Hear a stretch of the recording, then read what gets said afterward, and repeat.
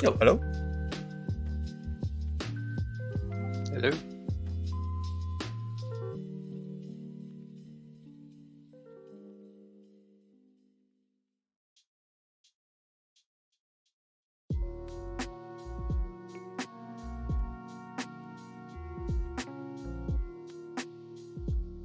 Hey, it's all gone.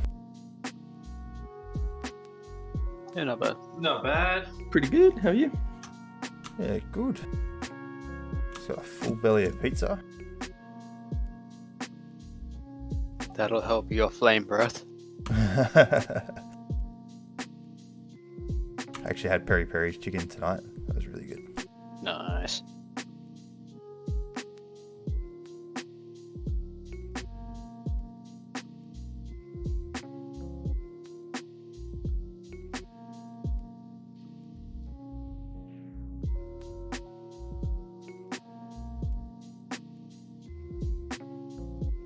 Daddy, your thing says session 7, but didn't we do session 2? Yeah, I forgot to change it. I'll update it now.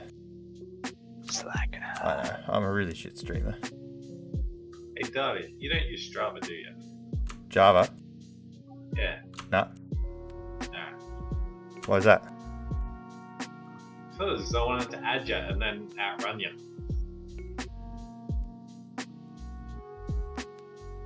But it's always fun to do, you know?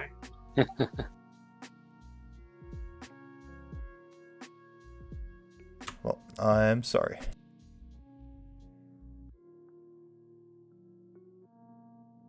Actually, I haven't been doing any running whatsoever. So this week I've decided that at least I'm going to give it a go and see how it feels. I'm going to do a Beat Saber workout every day for 30 to 40 minutes. I found myself a new 10k. Oh, it turns out to be about 12 when all is done. But there's this fucking hill on it, right? And the first time I went up it, I started going up it, and then there's this corner at the top. I'm like, oh, fucking thank God the hill's there. I'm not going to make it much further than that. Turn the corner and it keeps going up, and I'm like, oh, shit. Keep going up to the next corner thinking, it's over. Turn the corner and it goes even fucking steeper, even fucking longer. I just wanted to die. It was about, well, in the end, it was about 2 or 3 Ks of just uphill. And I've only done that loop once, but I've got to make it my norm. Were your calves killing after it? Oh, my everything. I didn't make it. I couldn't actually run the whole way up it. It was just too much.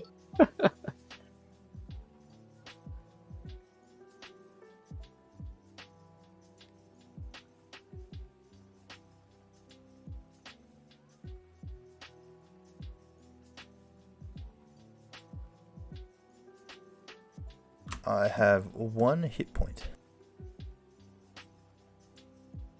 Slaps Daddy with a fish. That would kill me at the moment. Yeah, roll to hit. I'm gonna say I do like Xanathar's Guide to Everything. It's a nice book.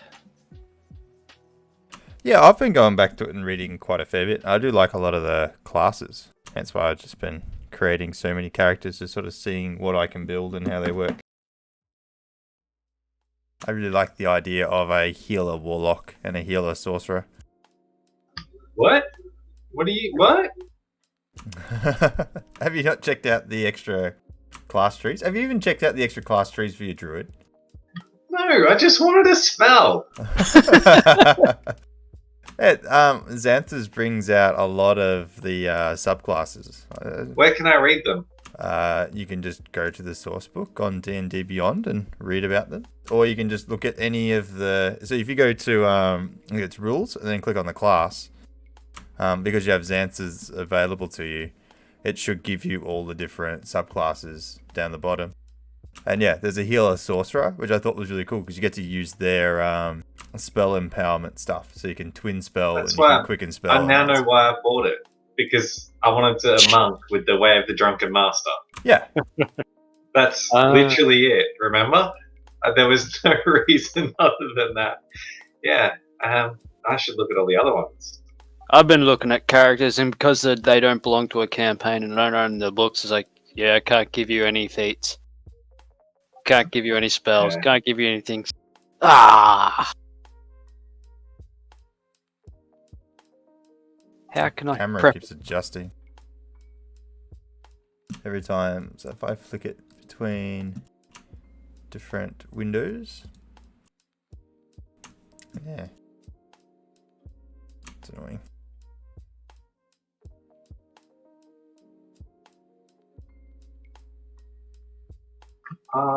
This is pretty cool. Events. I was gonna say, the Xanth's Guide to Everything has a list of beast shapes, but they end at 2.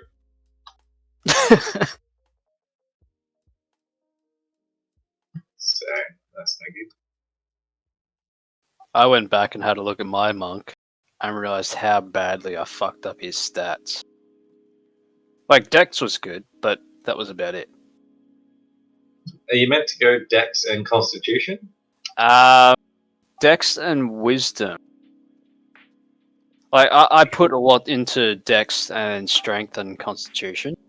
And when it says, oh, you can use Dex instead of Strength, it means I probably should have put nothing into Strength. Correct. That's So, okay. Bondi, what happened to your hair? It's crazier than mine. Yeah, an accident with the blow dryer. I've been in isolation for a while. Also been praying to Satan too, by the looks of things. Yeah, It looks like you stuck your dick in an electrical socket, mate. I know.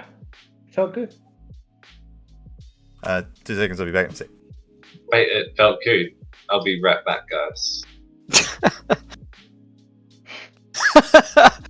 Oh, I thought you were joking. Now you're implying Darty was doing it. Yep, okay. Yeah, I'm with you. Nah, I was gonna, but Darty's on it. If he doesn't make it, well, we know DeBondi's lying About what? about sticking your dick in the PowerPoint because that's where Darty has left. I didn't say that.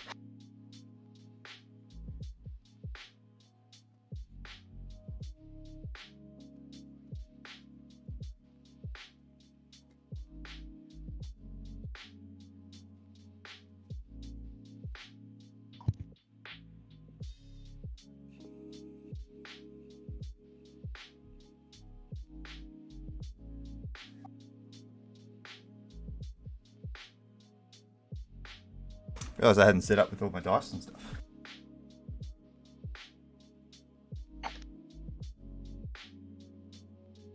Oh, Fuzzy, you chose poorly. You should have gone the Storm Sorcery Sorcerer. Oh no, it's a Warlock. What is it? No, Sorcerer would have been Sorcerer. There was something. Oh yeah, it's Wild just Wind. the little icon on the side scrolls too early. Every time you cast a spell, you can use a bonus action to fly 10 feet without provoking attacks of opportunity. I did think that was cool, and I thought at the time, because I was sort of going more dexterity based, and maybe be able to get a shield that I would just be able to dodge attacks. Not realizing I'm not proficient in shields, so that's not really an option. I think you need to go. There's a fighter subclass that allows you to cast spells. I think that's what you're after. Well, even just looking at a lot of the spell tree, there's a lot of sort of on-touch spells, like inflict wounds and stuff like that. Sort of thinking, if I got to that point where I was actually a little bit tankier, that I'd sort of evolve into a melee sorcerer, but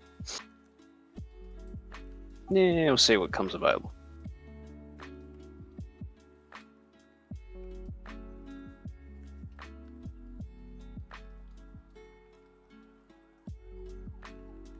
Alright, I'm back and ready. Sweet. You guys see the D&D minis I painted? Yes, I Yeah. did. They're pretty cool. Did I show you the dragon? Oh, no, I haven't seen the dragon. If you've started painting. So he's green. No, that's pretty cool. He is, Okay. yeah. Well, he doesn't actually have a lot of options to really sort of give him a lot of colour. I've got to do his teeth and his claws and such, and that'll break up the green a little bit. Yeah. Also, his Like mane at the back. Godzilla. Yeah. He is Godzilla.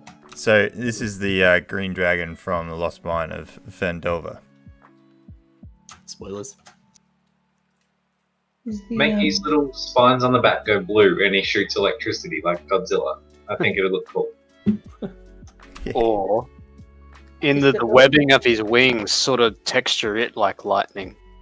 Yeah, Like Darty did veins. that. He's I got liked, big blue bright veins in his wings. Not sure how well the camera will show that. It's hard to see, but It's he's flaming. focused on you, not on. Is that Master Chief? Did someone just print screen dot his fingerprint? It's not going to adjust, but I've done OSL lighting on it, so the fireball actually looks like it's glowing on the clothes and such. It was my first go, and I thought it turned out pretty good. He's doing very good. What were we doing? Because Rock's on 12 health. Yeah, that's right. No, We're gonna rest, weren't we got murdered by the spiky boys. No, you guys did. I fucking butchered them. Your horse nearly got murdered. Yeah, You guys got experience because I want to fight. Thank you. I did award that XP, didn't I? I did a lot of talking. Okay. Okay, well, I better do it last time. So last week, you guys were on your way out, filled to the brim with treasure from the dungeon beneath the bathhouse. You took some time to count up your treasure and divvy it up amongst yourselves, and also remove a statue of plate armor that was welded together for possible use for the cleric in the future.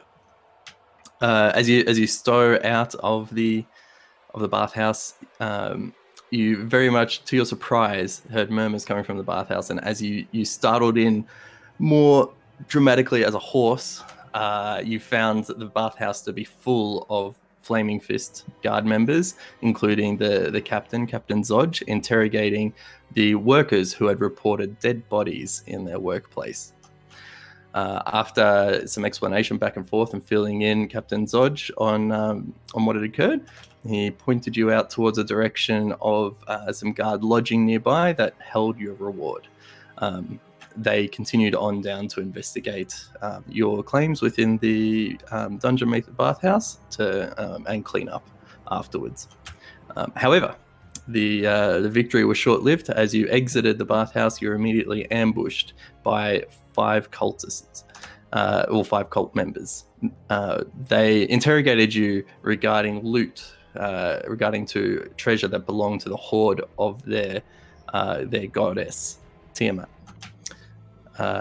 As you were not willing to part with the gold freely, they attempted to take it from you by force. And after some very close battles, which involved 2 of you being knocked down, you managed to turn the tides of the battle with a quite fleet-footed cleric running after to get the guards from beneath the bathhouse to save you. Although one of the cultists did manage to escape, you evaded harm and got a armed escort towards your new lodging, which inside you found a chest in each of the rooms available to you that contained 200 gold pieces that you've since added to your inventory as payment for clearing out the cults of the Dead 3 and their threat. However, this has now presented a new threat to you, which you must investigate with the Van Thepra family. And from there, we have now entered into the lodging. You've each opened your chests and claimed the gold. What do you do now? So How much gold was it? we got 200 each. Yeah, so you should have 200 each, plus the loot that you maintained from the treasure within the bathhouse. So if I look at one of you, 207 on Hevel, looks about right. Yeah, 243 on Izzy. I think a sleep is in Yep. order. Yeah, so in terms of timing, it's now getting close to low afternoon. It's around about 5 p.m. You could certainly turn in for the night and have a modest sleep and wake up whenever you want, or you could continue to do other things. Let me know. I do that. As I go to bed, I cast Snare on the door. Keeping yourself locked in. All right, well, let me know what you're doing as a group. I am Yeah. resting. I don't care what the others are doing. So if it's middle of the afternoon, Well, I'm- 5 o'clock. Yeah. I After might, our sleep in a dungeon and all that, I am sleeping because I need it. with the market and everything still be open, or would it be sort of rounding up for the end of the night? Is it worth going out and exploring these things, or would I know to wait until the following day? So do a history check for me, please. 7. Ooh. So you recall your conversation with Captain Zodge as you were being escorted towards the guard lodging, and he advised you of the travel times that it would take you to get to the bazaar from the guard lodging, and it would take you around about 30 to 45 minutes. Given that it is low afternoon and you understand that the normal operations within Baldur's Gate seems to close up around about 6 o'clock, you'd be pushing your luck. Yeah. So I'll just stay in the lodging.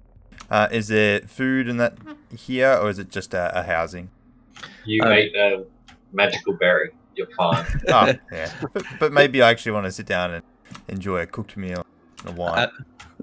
There is a modestly stocked pantry. Nothing of too extreme variety, sort of what you would expect as a ration pack for guards and mercenaries.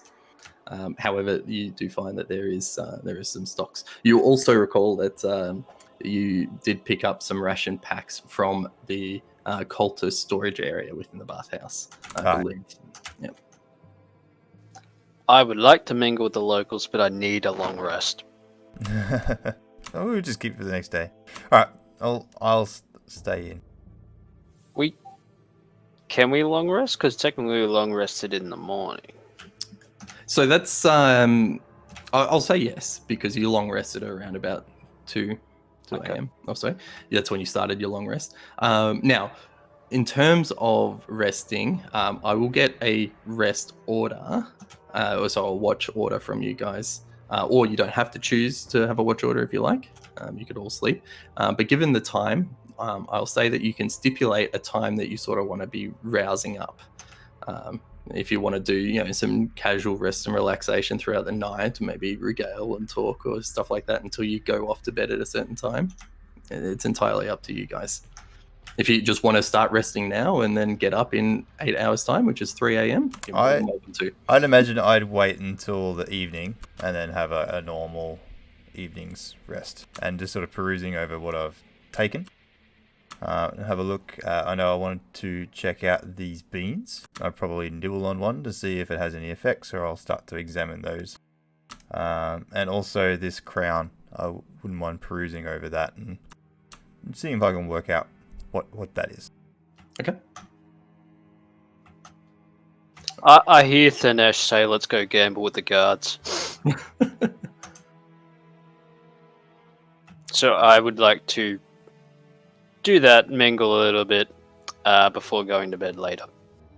Okay. What season is it? Is it summer or winter? Season 7. Just throwing onto a bus for that one. Well, more to the point, what time does the sun rise? Is it like a 4 a.m. sunrise because we're in the height of summer, or is it 9 a.m. because we're in England and it's fucking bullshit winter? Well, you know that the Sword Coast, where Baldur's Gate is, about halfway along the continent, and it is spring. And so by that, you would say it's a relative normal sunrise at around about 7:30. So I'm imagining like Italy. I want to get up and, have a good coffee in the morning. So that's my plan. Get up sunrise and go enjoy a coffee. Is the lodging guarded by other members of the Flaming Fist? At the moment, it is only you. Okay. There's only you four, and based on the way it was explained to you by Captain Zodge, at this point, it is currently reserved for you. Okay. Now, we're in separate rooms, right? You each do have a room with a bed and a chest inside it. Yeah. You can choose to change your sleeping arrangements as you wish, or if you want to maintain a single bed. That's okay. I'm assuming that the rooms are all connected to some sort of common area, like a lounge room or something. Correct. Yes. So when you enter into the room, you enter into the house. You enter into a common room, and it's just a general common room that has some stocked shelving, some tables, some sort of couches. but nothing too much. They are trying to keep it very light on. And then, so you've entered in from the south side of the house. Looking towards the north, you actually see 5 doorways. There is 2 on the left and 2 on the right lead to an individual bedroom. The one in the middle leads to an additional storage area with some chamber pots. Yeah, okay. What do you guys reckon? Do we need to take rests, or do you take a watch, or you sort of feeling comfortable? Rock couldn't care less. He's at his work, he's going to bed. Okay. I think it's fine. Yeah. All right. I'll take first watch. That's fine. Though he does cast Snare in his room to stop you guys pranking him. Okay. Throws me his dice at his snare. All right. So, Hevel, are you doing anything in particular, or are you just gonna relax and then go to sleep? Just gonna chill. Perfect. Okay. So, Thanesh, you have a look over the books. You spend a bit of time analyzing the books that you managed to receive, and after a little bit of deciphering, you analyze and find out the spells that were sent to you in a list earlier on. As for the crown, you mull over the crown, looking into it in deep detail to try and understand what's going on. And you can see that each of the spires that are around the crown, they're each painted in a different color. So there's one that's black, one that's blue, one that's green, one that's red, and one that is white. And the remainder of the crown is bronze outside of those 5 painted spires.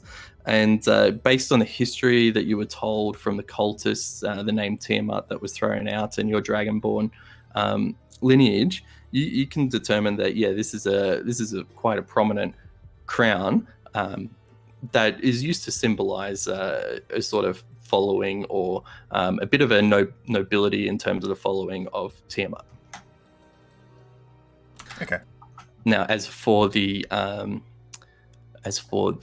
seed, you pop it into your mouth and take a nibble.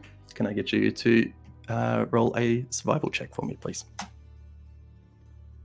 Make it roll a save. Survival. I'm actually proficient. 16. It is as hard as a rock. It is dry and hard and does not crumble under your teeth.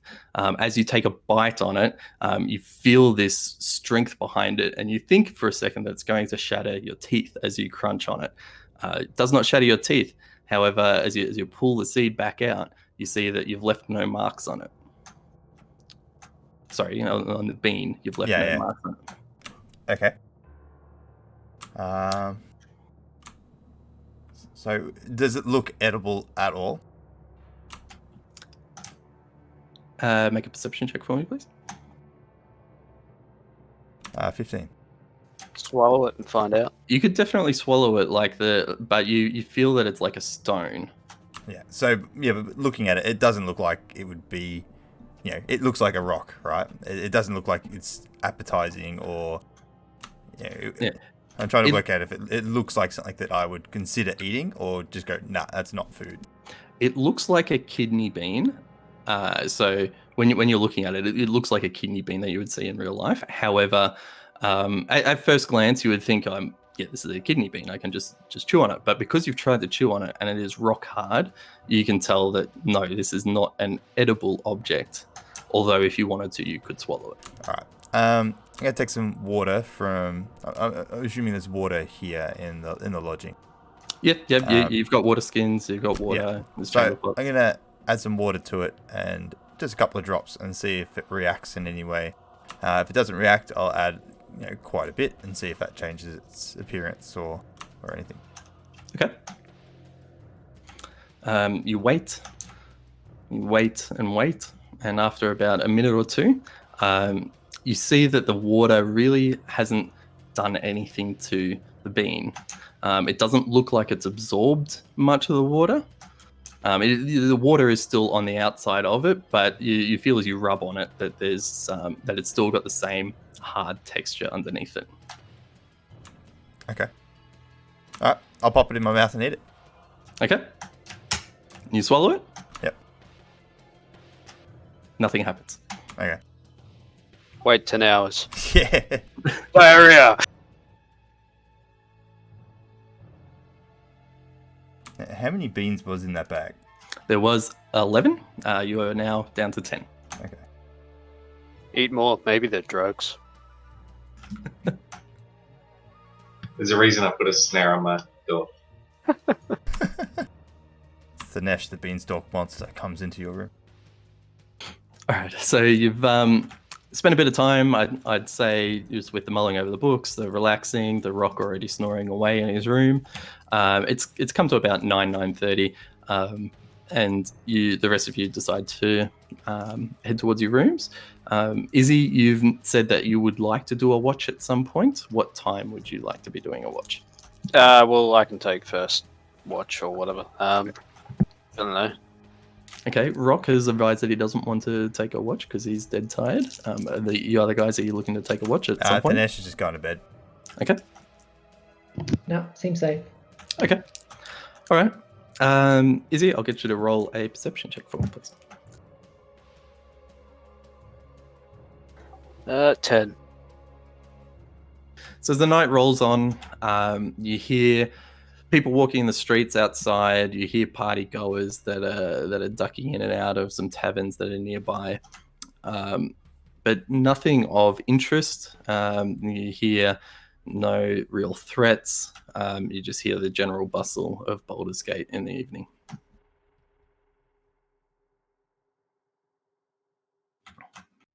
And it's got to about midnight. You deciding to go to bed? Yep. Yep. Okay.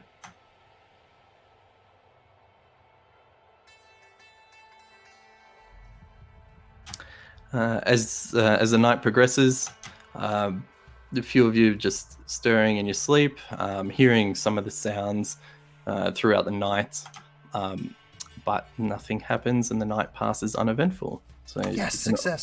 all complete a long rest. Awesome.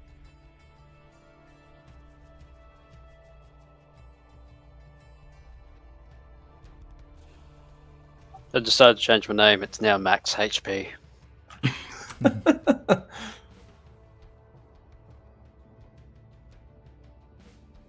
Nice.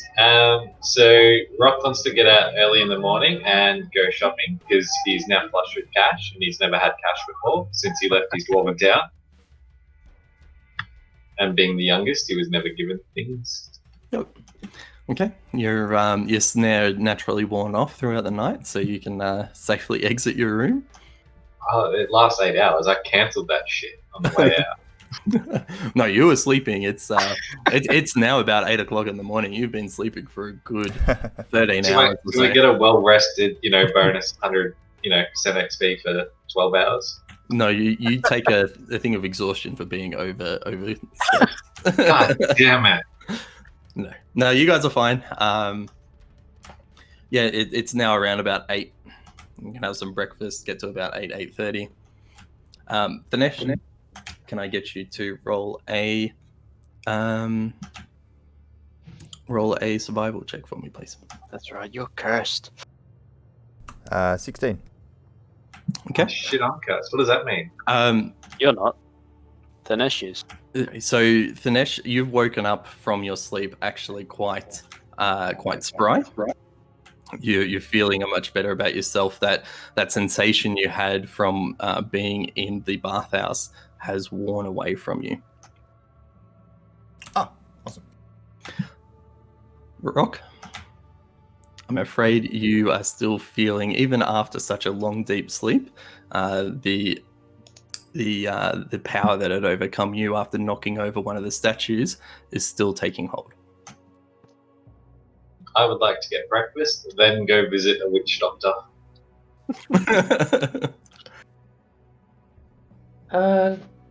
Quick question. Is the noise suppression working okay when I've got my mic on? Because I keep seeing my thing turn green like I'm talking from my speaker. There was a slight echo then when I was talking about the survival check, but other than that, it's been pretty good. Yeah, I had it muted for a while. Like, how was it just then? It's fine. Yeah, that's fine. Yeah, I haven't heard a thing. No issues. How about I let you know if I hear an echo? Yeah. Echo. Yep. All right. So you're all awake. Yeah, you're dressed. You're ready. What do you do? breakfast and witch doctor. Yeah, I yeah, don't care about the other guys. I need it. Well, I'll tag along with Rock, but my aim today is to go out and buy 250 gold worth of high quality inks and parchment. Okay. You're gonna Ask get him ripped to off. to haul that suit of armor on his floating disc. Yep, and I'll prepare the disc for Hevel. Yep. And Izzy? Yep, I heard shopping, so I'm bounding along. Okay. All right. So you prepare, you get the disc ready, you load up the suit of armor, and you start heading towards the direction that you were told by Captain Zodge about the bazaar. And after around about 45 minutes of travel, you reach the bazaar. And you see the bustle of people setting up their shops as it's quite early in the morning. Most of them are already set up, but there's others getting through their first few customers of the day.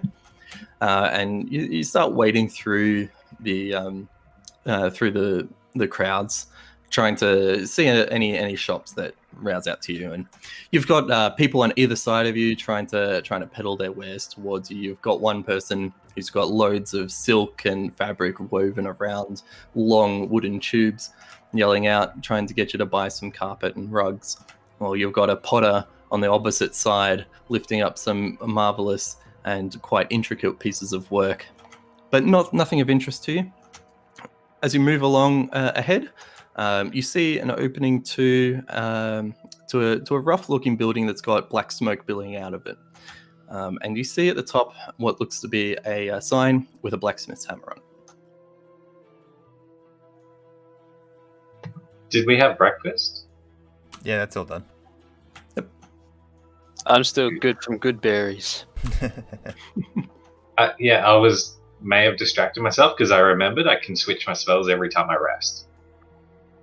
Yeah. It's the best bit about preparing them and not being a bard.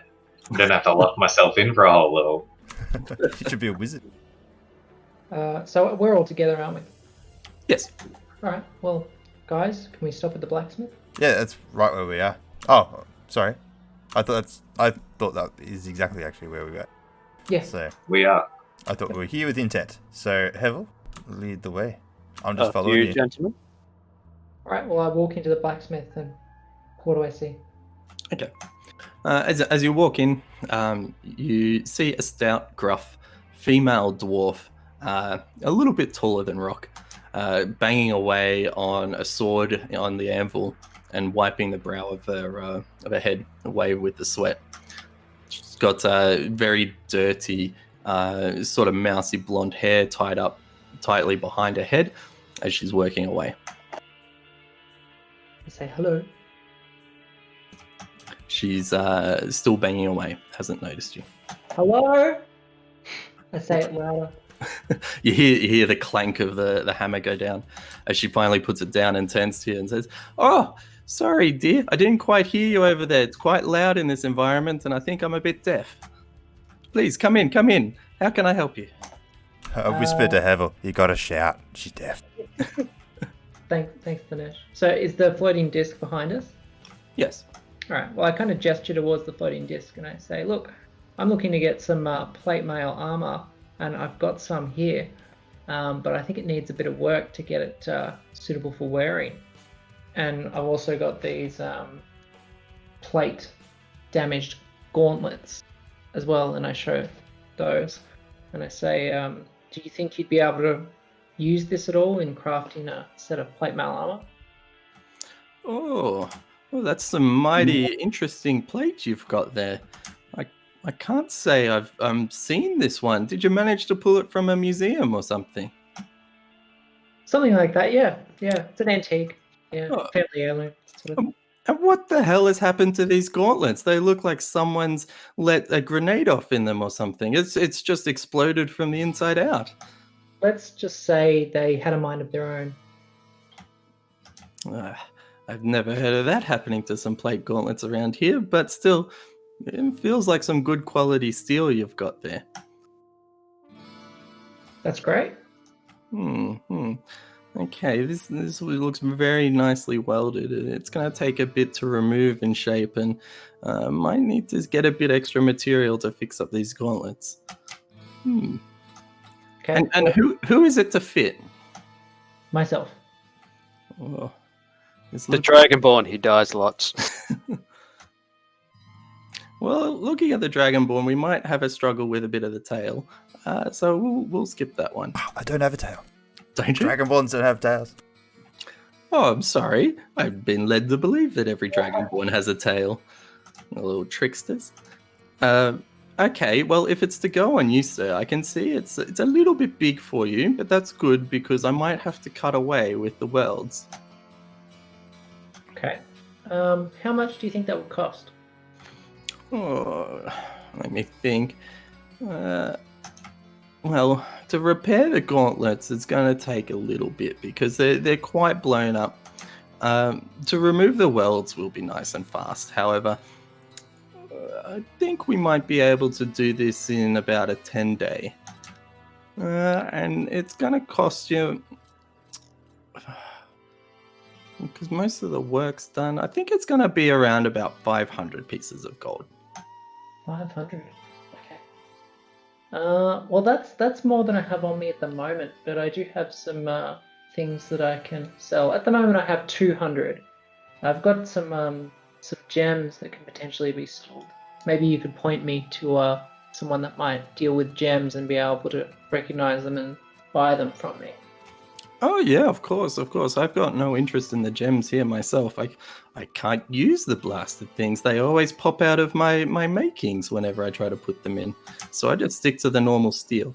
You could go and check out Merle. I think Merle might be able to help you. She's just a little way over, about 6 doors on the right, if you keep heading towards the north end of the bazaar.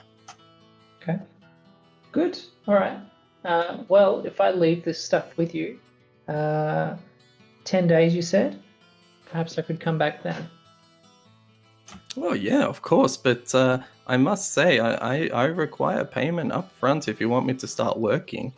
It'd have to at least be half of the payment for me to start working on it as well. I can't be going on empty promises here. I could give you 200 now and give you the rest when it's finished. Tell you what, dearie, how about you leave the steel here so you don't have to lug it around all day. You go and see Mel, they'll be able to set you up, and you come back and see me. I can't start on it today anyway because I already got my fill of orders. Okay, no worries. How old's this dwarf lady? Make a perception check. And she's one of my hill dwarf people, yeah? She's your mum. There's no indication that she's one of your hill dwarf people.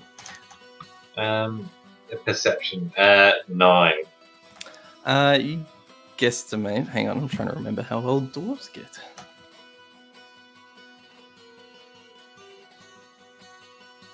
Hundreds of years? Yeah, they live to be pretty old, I think. Yeah, I thought they got to like double humans. It's more than that. I think it's like 5 times the human. You're guesstimating somewhere between 200 and 300 years old. Yeah. So middle-aged? Is that middle-aged? I know how long I live for. Yes. It's around about a middle-aged dwarf. Cool. I'd say Rock would be middle-aged. He looks middle-aged. I like... Is she attractive? Attraction is subjective. Do you find a strong, stout, blacksmithing woman who are slightly taller than you with messy, blondish hair? Am I a dwarf? Slightly or very much taller than him? Slightly. You know that the males are generally meant to be taller than the female dwarfs, but this one has a bit of edge on you. I tell the other guys to head off to the moneylenders and all that pizzazz, and I start, having a chat with her, seeing what she's about, where the other dwarves hang out, just the usual. Okay. I'll get you to be a bit specific in your question there. Oh, I just want to hear about the local dwarves, where they hang out, what area of town they're in, what the local... Wait, I know the local. I'm a local. Well, you've been here for a little bit, but yes, you're a local as far as the Elf Song Tavern is concerned. Yeah, I ask her if she's going to be heading towards the Elf Song Tavern later. Oh, I don't know about that. I'm more of a low lantern sort of lady around here. I sometimes get up to the Elf Song when I want to hear the song, but the last few times I've been disappointed. It's always so random when they play it there. Yeah, true. Oh, we were thinking of going to the Low Lantern anyway. And, like to see you there, buy you a drink, Make a persuasion check for me, please. This ain't going well. What's his persuasion? 1. I got a 9. And remembering I'm a handsome dwarf. Well, good thing you didn't roll it with advantage then. Yeah, we might see you there. I generally just try and hang there for a quick drink, but if you catch me, come have a chat. While he's flirting, I use prestidigitation to make it look like there's a little spark in his eye. So if this was the other campaign, you would have made him poo, because that's what he did. Okay. I then leave and go find a doctor, because I need a doctor. While the other guys are going money lending, I need a doctor. I feel bad. We're not borrowing money, we're selling stuff. Before we leave, I Loans, asked her, it sounds like. what does she have on offer that might be of magical properties? Oh, I'm afraid I don't have anything of magical properties. I'm just one of your simple artisan blacksmiths here. I make fine quality goods, and fine quality they are. And they do look quite fine. Is there anyone you could recommend that could help me with magical items? Merle is definitely your starting point.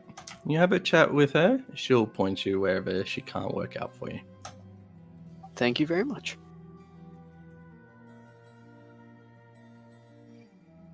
Okay. So you've dropped off the gauntlets and the plate, chest, and leg piece. You're all exiting. Rock, it seems like you want to go find a doctor. The witch doctor. Need me Which some doctor magical. specifically? Doctor Who? Okay. The rest of you guys, you're heading up to where? I want to look around the bazaar for paper and ink. Also, I just recalled I would also like to find a bookmaker. Yep. Okay. I'm interested in Thanesh's way of learning magic, so I just want to watch. Sure. And Hevel?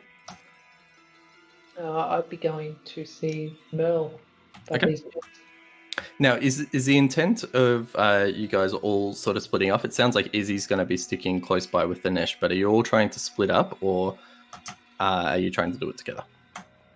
I'm happy to split off and come up with a meeting place at a certain time. I changed my mind. I want to go see Merle.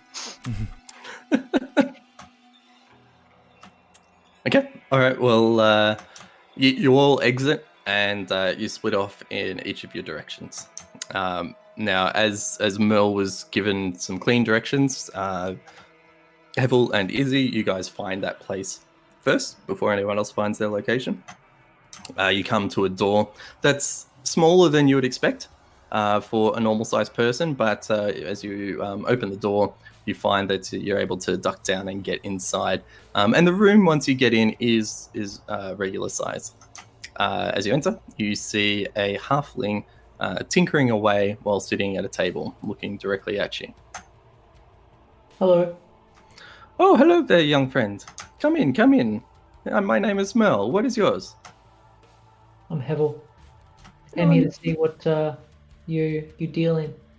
Oh, nice to meet you, Hevel. Yeah, my name is Merle Fastfoot. Please make yourself acquaintance and make yourself comfortable. You see, I deal with special wares here. Not the odd stuff you get at the general stores, not the odd stuff you get at your blacksmiths and your leather makers. I get the odds and bits and bots here. Great. I pull out one of the orange gems with the white aura, I think it was how it was described, and I show it to him. I say, what do you know about this gem? Okay, so Merle, she picks up She hops off a chair, goes to a drawer behind her, and picks up a little looking glass, a small one, and turns back around, hops back up on the stool, and looks quite inquisitively at the gem you've handed her. Yes, okay. I've seen these before. This is an eye agate. It's a nice little precious gem. Sometimes, depending on the quality, you can fetch anywhere between, let's say, 6 to 12 gold each. Okay. How much would you be offering for these? And I put them all on the bench, and there's 10 of them. If you're buying them, you can buy them, I assume. Okay, well, give me a moment. And she mulls over each one, getting a little and pulls out a quill next to her and just starts scribbling some notes. So she's going through each one. Yes, okay. For this lot, this quality that you've got me, I'd be happy to hold on to these. For the whole lot, 75 gold for you. 75. Okay. I don't suppose you could do any better. Looking to get a nice suit of plate mail. Fighting for the Flaming Fist. Oh, plate mail, you say? Yeah, you're a little ways off from that. Well, if I Yeah. recall, that's around about 1,500 off the top of my head, but it's been a while. So yeah, saving up. I lean in and be so there. I persuade her to say that, look, our friend here, we need some metal to put over his metal, protect his hard head. Okay, make a persuasion check for me, please. Oh, it's a 1, but technically it's a 6. It's a bad joke. Yeah, as much as he needs the metal over him, I still need to keep running a profit in my store, and I'm afraid I could only do a little bit better. This last one, I didn't quite give it the quality it deserves, so we can bring it up to 80 gold. Okay, that's great. That sounds good. I'll take that. Okay. The other thing I might get you to have a look at while I'm here is I've got this porcelain mask that I came across. What does this mean to you? What can you tell me about it? Oh, yes, okay. Very, very fine porcelain. It's quite delicate. I want to be careful. I don't want to break it. You've done well to keep it in this condition. Unfortunately, I don't know what it signifies, if anything, but it's a fine piece of work. I'd be happy to pay you 22 gold for it. I think this is possibly much more valuable than that, so I'll have to hold on to it, sorry. Does it have a distinctive smell to you? Oh, I'm afraid, son, I don't quite have the best smell on my nose. It doesn't stink to me. Smells of your porcelain, and that young man there, his undersweat as well. If you're sure you don't want to part with it, I'll give you 25 gold for it. No, maybe in the future I'll come back, but I think I'll have to hold on to it at this point. Thanks anyway. Okay. Well, I don't know too much about these kind of masks. I just know the quality of the goods that they're made with. But if you go and see my friend over at Sorcerer's Sundries, he might be able to find some more information for you. Okay. Thanks for that. I'll do that. Well, what else? What would you have of anything that interests of us? Oh, well, you guys are bringing me gems. I have a range of gems as you may need them. I've got one diamond still out back that no one sort of touched. But you look more like the type that gets in and gets involved, especially if you're investigating. So maybe these minor healing potions might be of value to you. They do sound handy. How much? One sec. I did have this ready.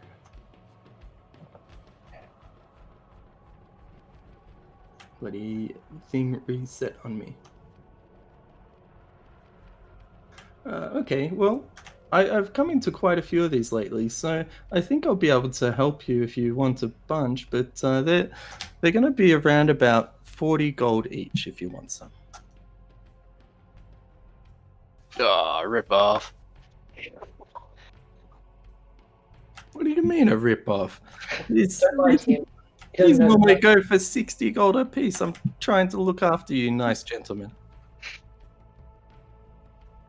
That is okay. What about any items that perhaps have magical properties?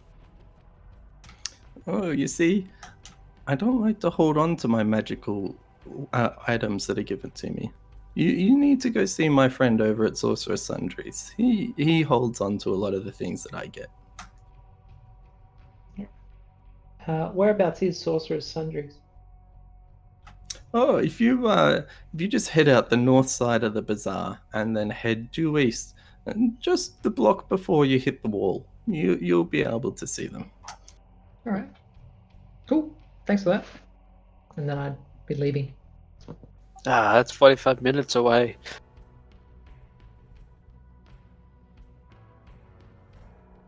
Okay. Next, Dinesh, as you wander around and you're going through each of the tents that are there, trying to keep a keen eye out on some inks and some quills. You actually come across one tent that has a half orc man standing there with a cloak on top of him, and he's just sitting down and he's reading a book, but you can see scrolls of parchment sitting behind him. You're inquisitively surprised to see a half orc being the one they're reading over. Nice. I walk up to him and greet him and ask, is he the owner of this fine establishment?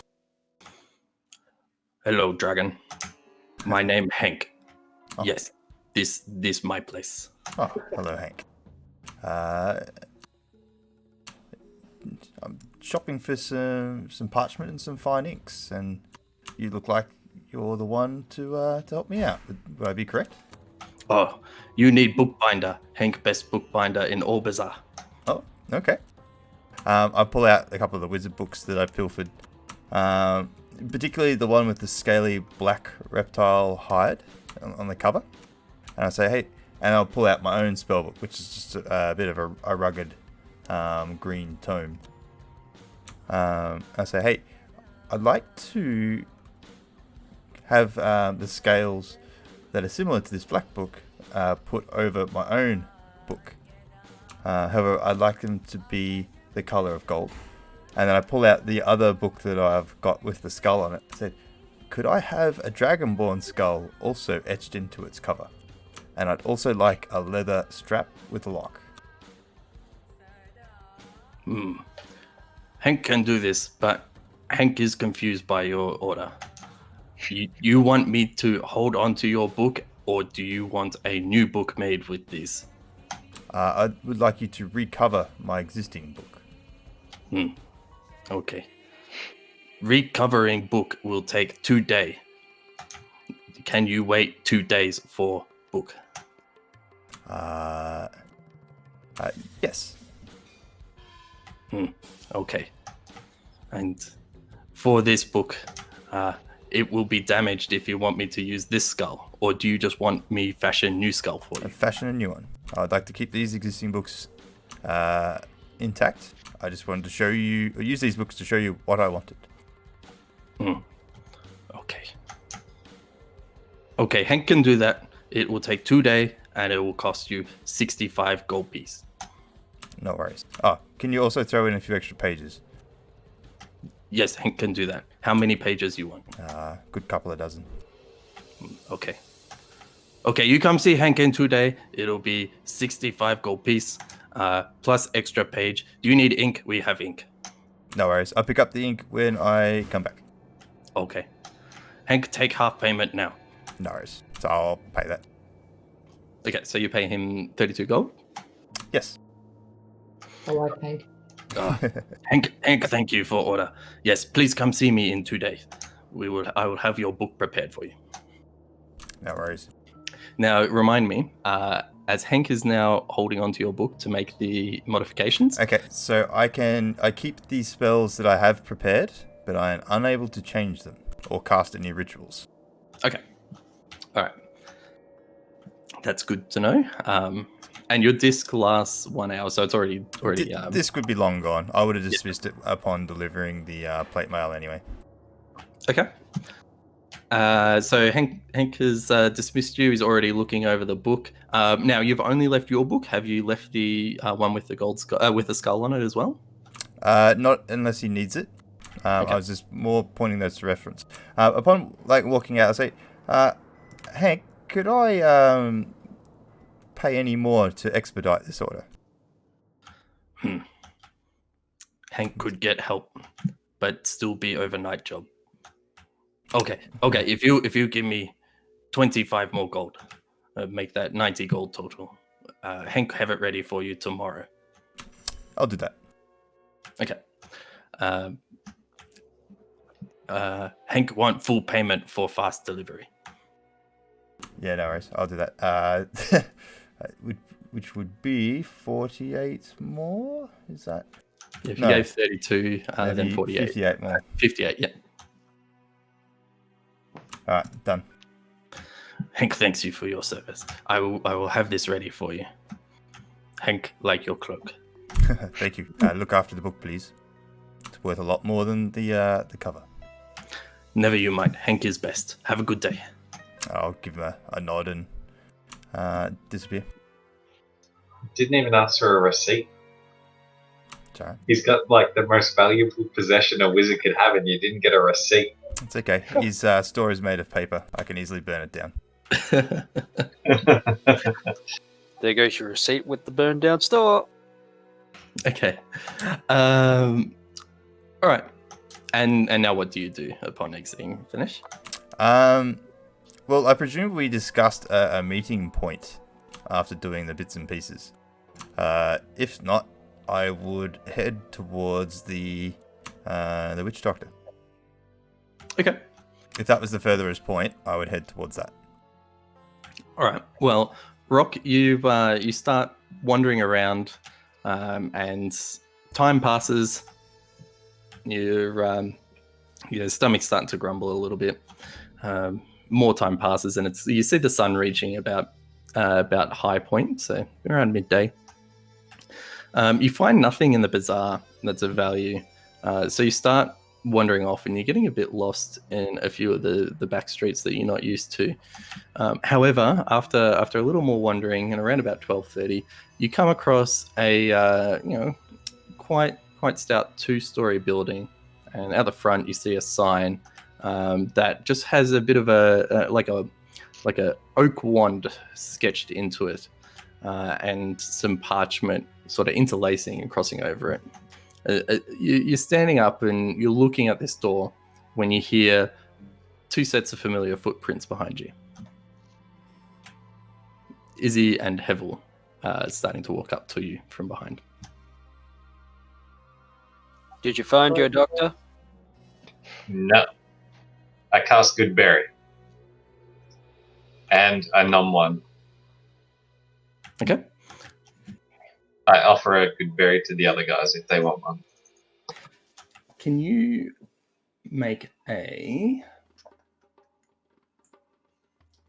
medicine check for me, please, Rock? That was a nutshot.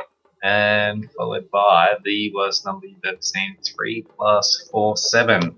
Lucky I've got a +4 in medicine, right? So as you're eating your Goodberry, you have the same familiar taste, smell, and nourishment that you feel as you chew on the Goodberry. However, there's something missing. You can't quite put your finger on it. Forgot to add sugar. And milk. I hand the Goodberry to... So who was it with? Dinesh? Was it? No, Thanesh isn't there yet. Izzy and Who Hevel. was... Oh, the other 2. Cool. They haven't had many of my Goodberries, have they? They haven't travelled with me before. They've so far eaten 2. So I think maybe Hevel's eaten 3 because he's dropped once or twice. I had like 4 after I died. Yeah, I hand one over to Izzy and say, hey, do these taste right? I eat it. It tastes exactly as you've tasted the other ones before to you. Tastes fine to me. I shake my head and I walk into this thing that looks like potentially a doctor's. I use Okay. Mage Hand and put it on Rock's head to check his temperature. Okay.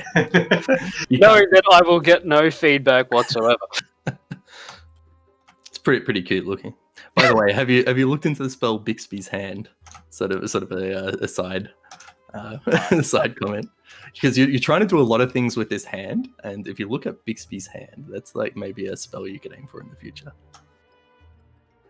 Anyway, I guessing all three of you are walking into the store as Hevel and Izzy. You guys identify this store as Sorcerer's Sundries, the one that was told to you by Mel. Sweet. Wait, Sorcerer's Sundries. Yeah. So as you're walking, sorry, go ahead. I was hoping for a Healy place, but I suppose these guys know magic. Yeah. Okay. So as you walk in, you see a human male just standing behind the counter. He's searching through just some of his objects that are below the desk that stands in between you both, as the ding of a bell when you open up the door and step through. Although you don't see a bell, it sounds off. He looks up and he says, "Oh, welcome, my friends. Welcome to my parlor. Come through. How can I help you?" Well, I've been on an adventure, see, and I believe I may have, afflicted myself with not ungodly, but some godly magics, and, I just need to be checked over. Things aren't feeling right, you know? Like, for example, I hold out one of my good berries and I hand it to him. I say, this, I'm fairly sure, didn't come out right. You know, something about my good berries isn't right. And, I've been making good berries for a while now. And I think my good berries are pretty good. But just today, they're not good, you know? I just feel something's up. And, I don't have the ability to check it out. I need some help in that regard. Oh, you must be a young dwarf around here. Okay. Young druid, is that? Is that where you got your ability from to cast that? Yes. Oh, very good. I'd be happy to look over your berry. And as you hand the berry to him, he starts humming over it. I must say, you've cast this expertly. I very rarely do I find a better good berry. Avernus, you're wrong. Something's up. My magic's not feeling right. Oh, do you mind if I eat it? Well, yeah. Okay. Go nuts. I've got a handful. I hand him another one for more examination. All right. So he pops it in his mouth, gives it a chew. Oh, yes, very delicious. Oh, I can feel everything. I can even feel the magical power trying to restore me. Of course, I'm very healthy as I am, but yeah, there's nothing wrong with this at all. I don't know what's going on. So what did you do to make you feel uneasy? There were some relics to one of the more unsavory gods. See, He played with poo, and now he played with fungus. And yeah, I tipped it, and I felt something wash over me, and ever since then I haven't been, feeling all that good. And I don't think my good berries did their normal good berry. Good. Okay. Not too sure, but maybe. Hey, Gilligan, can you get out here, please? And as you see from the room behind, as the swinging door gets pushed open, but you see no one walk through. But you hear the footsteps and clop, clop, clop as it walks around. And then you see, after they expose themselves from the desk, is a female rock gnome walks around. Yes, master. What do you want about? What do you need me for? Oh, you see, this druid here. He's He thinks that his Goodberry is not doing anything for him. It says it's different, and they mentioned some things about desecrating a god statue and something making him feel funny. And you see the rock gnome, the female rock gnome, just put her hand up and go, "Oh, well, I can't say I've heard of that, but I got some unsavory techniques that might be able to find out what's afflicted you." I submit myself to her unsavory techniques. Is she a good-looking gnome? Go deep, Doctor. Make a perception check for me, please. 13. Unlucky. She does look quite attractive to you. But as you explain that you're submitting yourself, it's like, oh, okay. I need to know that you won't retaliate. You will let me do what I need to do to find out what's going on. For good-looking gnome like you, I'm in. Okay, I need you to hold out your hand. No, not that hand, the other hand. Yeah, that hand. I submit to what she says. I hold out my hands. I hand Izzy a couple of good berries, and if something goes wrong, shove them in me gob. Massage my throat like a penis. So as you hold out the hand, she grabs it with her other hand, and she reaches in with her offhand and pulls the dagger out of her pants. And the man behind the counter says, "Gilligan, what are you doing?" And she says, "Shh, it's okay. I've heard of whispers about this, so just let me do my thing." And he seems to back off. As you take 1 slashing damage on your wrist as she slashes over the palm of your hand with the dagger. I take that damage and kind of grumble a bit and be like, a warning would have been good. Oh, I said I needed your satisfaction.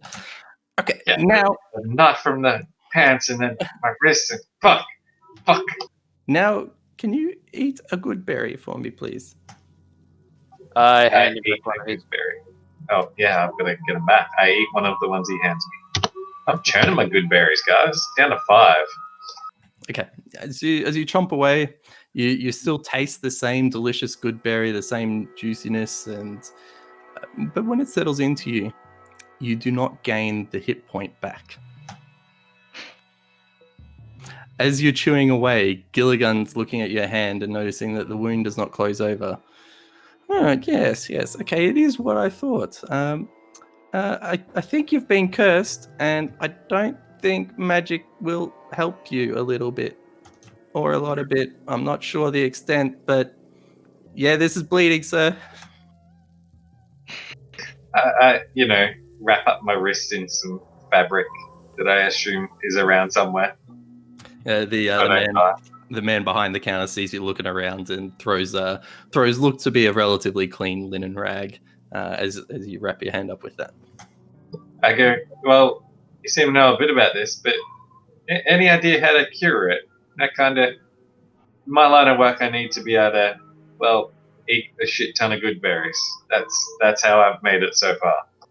Oh, my boy, I think you need to find either a well-skilled cleric or an exorcist. I'd go for the exorcist if I were you.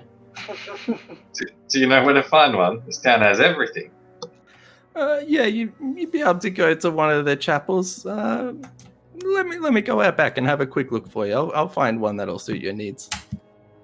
The Church of Sue. I stand off the side and start looking at their wares while she does that, and let the other guys start shopping. I look at Havel. It's like, can't you perform exorcisms? Well, I'm pretty new at all this, so no, can't say I've ever performed an exorcism. You try inflict wounds. That'll knock him down, and then you heal and see if it comes back up. I've got a limited number of spell slots, mate. He's not a very healy cleric. He's more one of those beady clerics. All right. Just a suggestion. Okay, so while she's off searching out back, what else would you like to do? I'd like to have a look around to see what wares there are that would interest my druidy ways. Yep. Get you to roll perception for me, please. Can I just also ask the guy while I'm at it? Yeah, of course. So just roll a perception for me. 13. So as you look around, you see a crystal case that appears to have a random assortment of vials filled with some liquids in there. You find a gem case sitting behind him. You'll also find that that there's some assortment of robes and what looks to be some improvised staves. As you ask the guy, what sort of wares, and he says, I keep your random assortments. Some magical, some aimed to help people, some of some special properties. Oh, what kind of properties? Well, what are you looking to achieve? Well, I'm on adventures lots. I need a way to either bring myself back up or, keep myself healthy, really. So anything that could help while we're lost in a, dungeon, anything to that effect. I'm pretty open to suggestions. Well, I've got all your bits and bobs to help the local adventuring wizard and druid and sorcerer around to say cast any spell that they need. The basic components that are here. We've got our rat's tails and our hawk feathers and little bits of charcoal here and there. But I could help build a pouch of those components. I've also got a nice array of some potions of healing that are over here as well. Maybe some other potions with some extra effects. Oh, what kind of effects? Some that might put some people to sleep, some that might make them burn on the inside, others that make you breathe fire in front of you.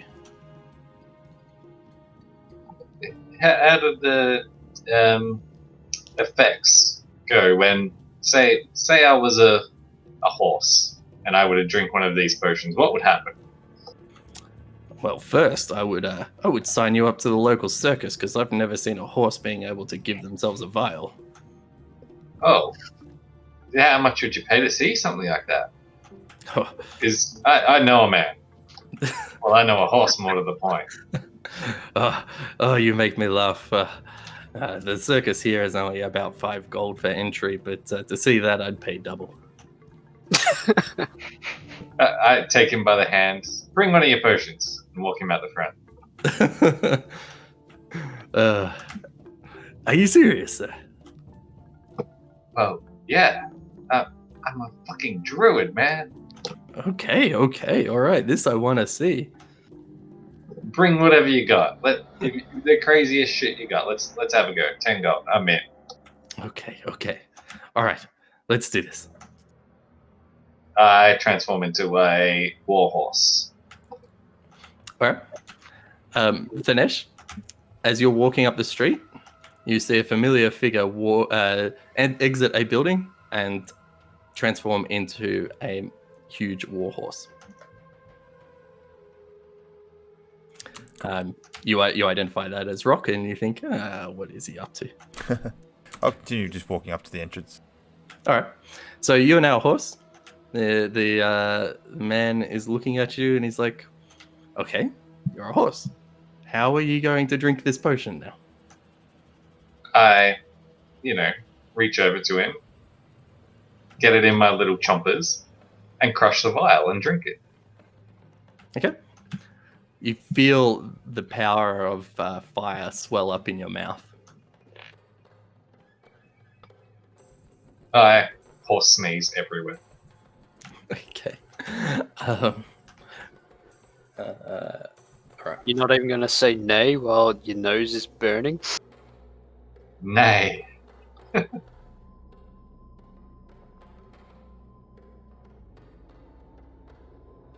While he's doing that, I'm inside browsing the robes and staffs.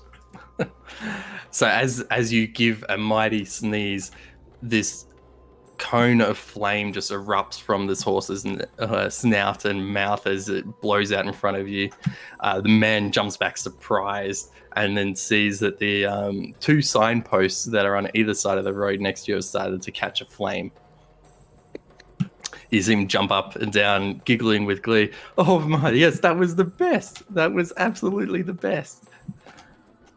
I jump up on my back hooves like a horse and do, well, you know how they like, I do that, but I like prance about a little bit as I do it, and then I untransform.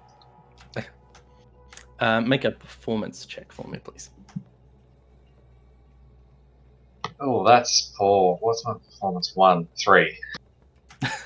As you're dancing around, you trip over a few times as you're trying to get back up, but you manage to do the most awkward 360 ever while transforming, and as you transform, you're flat on your face.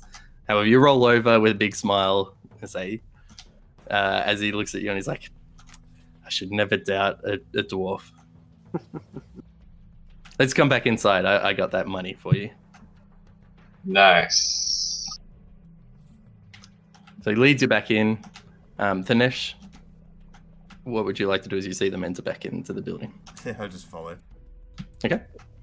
You enter in, and the man walks around and says, I don't believe I actually introduced myself.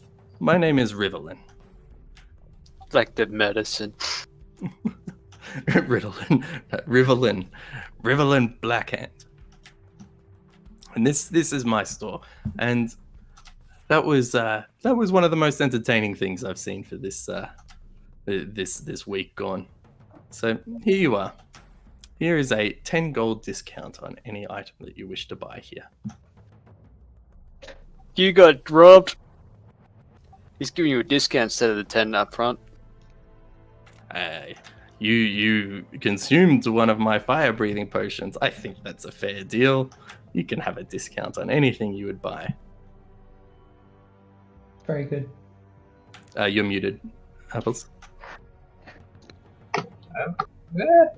There we go.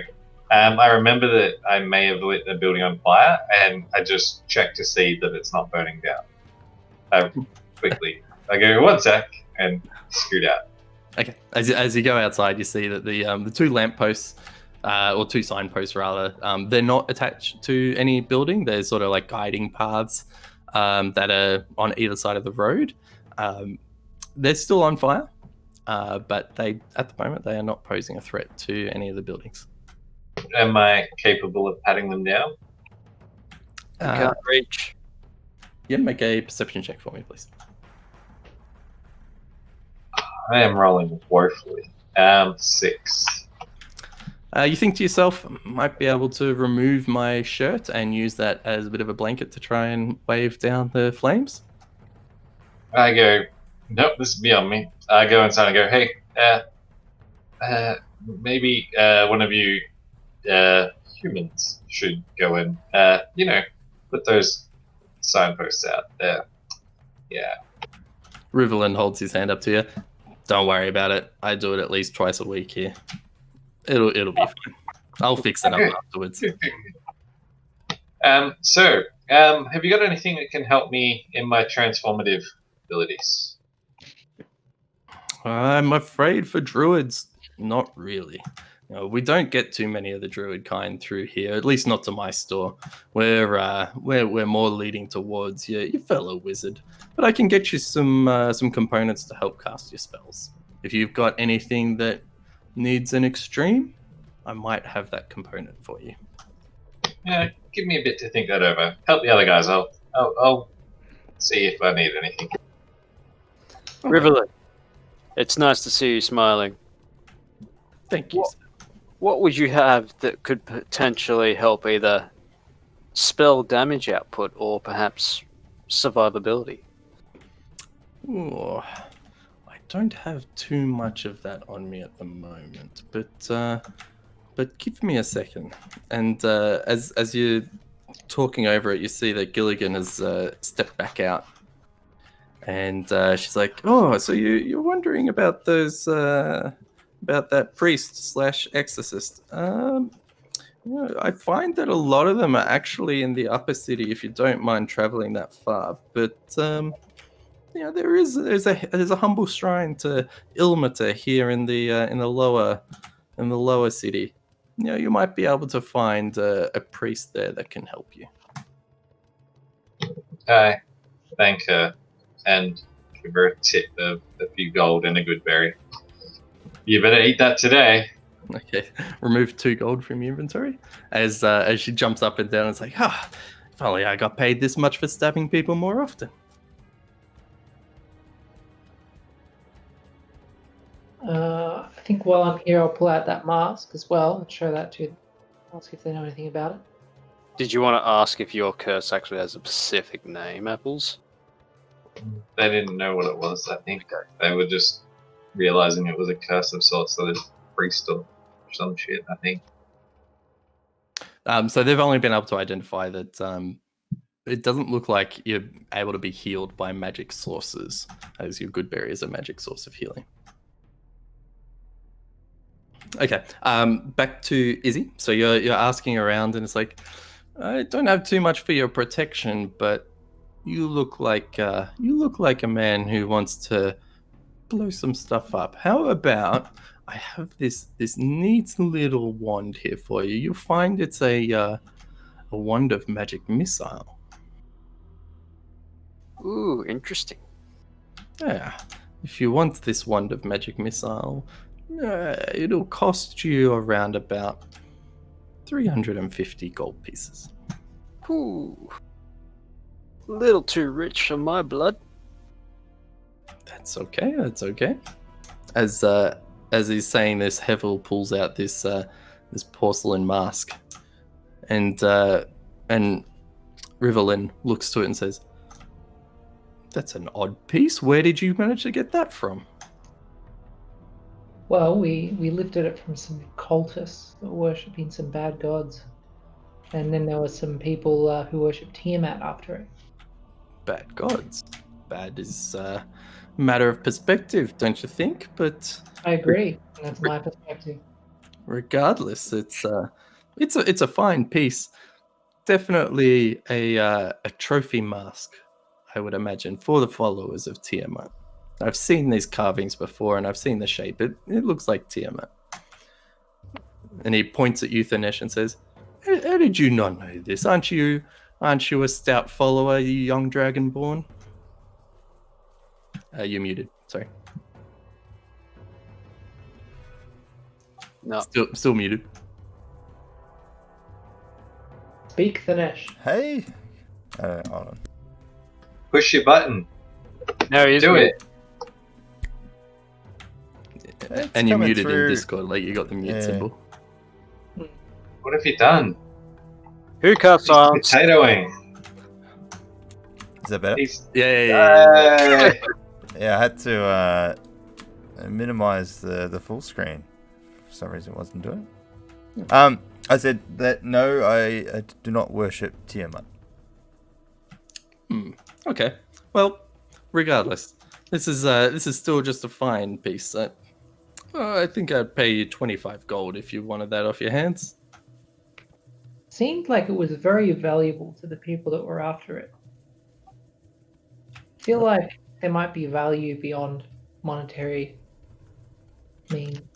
Well, you know how cultists can be. They treasure their god's identity more than what we might. But as far as I'm concerned, it's a nice decorative piece to put above my fireplace. Okay. I think I'll hang on to it. That's fine. Of course, no worries. Would you know anyone who would kill for it? Sorry? Say again, Izzy? Would you know anyone who would kill for it? Well, I'm sure if it's belonging to Tiamat, she is the goddess of greed, you realize. They don't like losing any of their hoard. If this was taken from their treasure trove, then I would imagine the fanatics might be after it. Regardless, I'd still take it. Okay. Something else I have here is I've got a few flasks of this sticky liquid that ignites when it impacts air. Why don't you have a look at that and tell me what you know about it? Sorry, say again for me, please. I've got 3 flasks of sticky liquid that ignite when they impact air. Yes, this is some very common alchemist fire. It looks like it's in yeah. You got 3 flasks of alchemist fire here. Alchemist fire. What's that used for? Well, setting things on fire is a good start. Okay. You could throw this at someone you didn't like, and yeah, they might have a bad time. Or you could set it up above a door and wait for one of your enemies to walk through it. I understand. How much would you pay for what I've got here? So just the alchemist fire, the flasks of alchemist fire. I've also got a potion of fire breath. I'd be interested to know what that would sell for. It's funny you mentioned that. Someone just ate my other potion. I could possibly use one of those. Okay, well, those 2 vials. Wait, 1 or 2? Sorry, you've used 1, haven't you? I've got 3 vials of the Yep. and I've got 1 potion of fire breath. Okay. Well, that 1 potion of fire breath. Yeah, I'm now in need of another one. So 30 gold if you want to part with that. As for the alchemist fire, 1 moment. He's riffling through his notes and ledgers.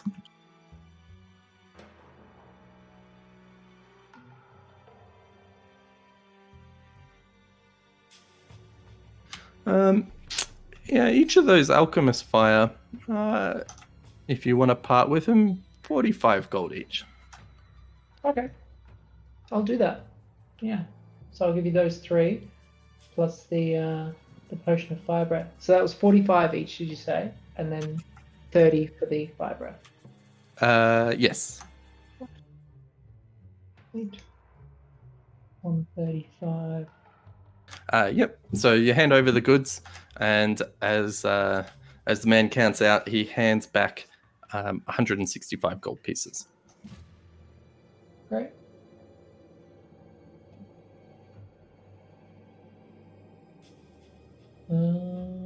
That's all I've got here.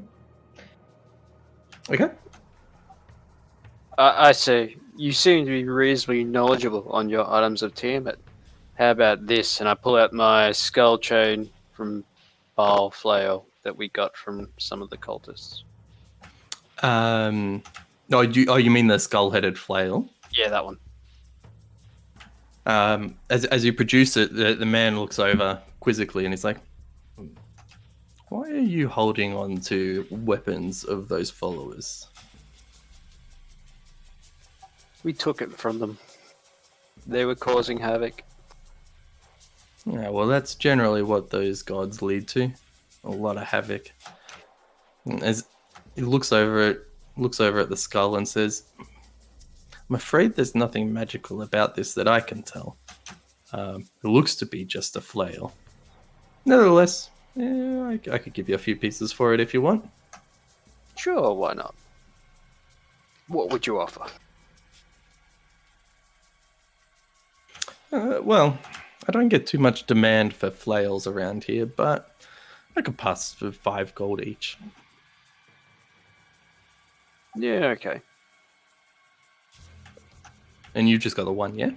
Yeah, yes. Yep. So trades over, pulls out 5 gold pieces, and lays it on the table for you. Cool. I hand it over to him, the flail. He stows it away under the desk in front of him, out of sight.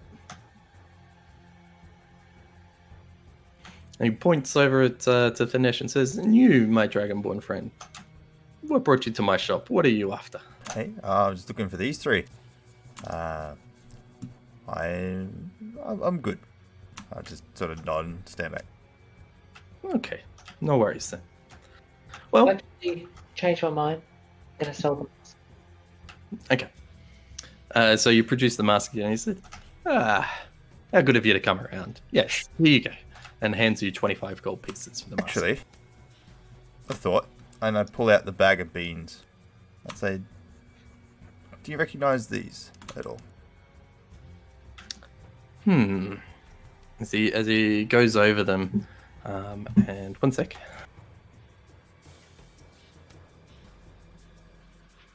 Just need to check out something real quick.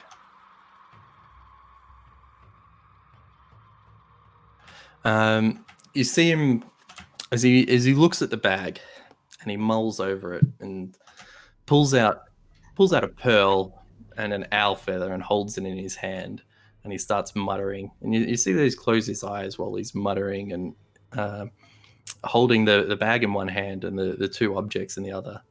And some time passes as he's muttering to himself, and after around about a minute, he opens back up and he says, "Oh, okay, you got here a bag of beans."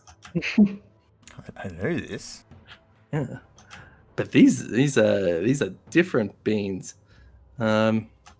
These ones, so I've heard of them before, and what happens is if you plant them, and as long as there's dirt and water, something will happen. It will grow into something, but it's been indeterminate. The stories I've heard, it's they've sprouted into some mushrooms, and then another one, there was a giant tree popped out and was aggressive, and one other far out tale was a gigantic pyramid, or 60, 70, 80 feet tall, popped up out of the ground.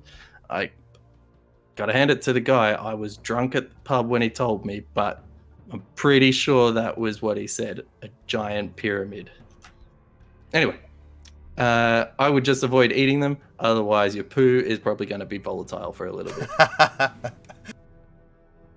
I just have a look at guilt. Like, yep, okay, thanks.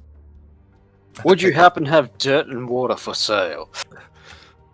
Oh, I think people like you've probably got your own source of water, and there's dirt out on the street. I got no special stuff for you here. All I request is that you don't do it near my shop.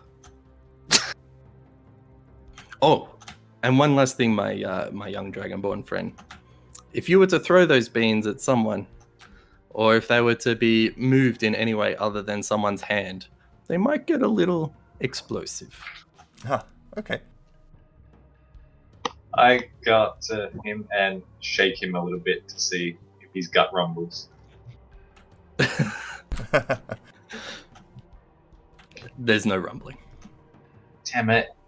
Are you shaking Thanes or Rivulet? Tanesh. Because he ate one, didn't he? I did. Well, my young sirs, if there's anything else I can help you with, please let me know. And if that wand does spark your interest, spark, come back. Perhaps not that one, but would you know of the wand? The Warcaster's wand. A Warcaster's wand. I had one go through here a couple of weeks back, but it was promptly sold off. I can let you know if we get another one. That would be greatly appreciated. Thank you.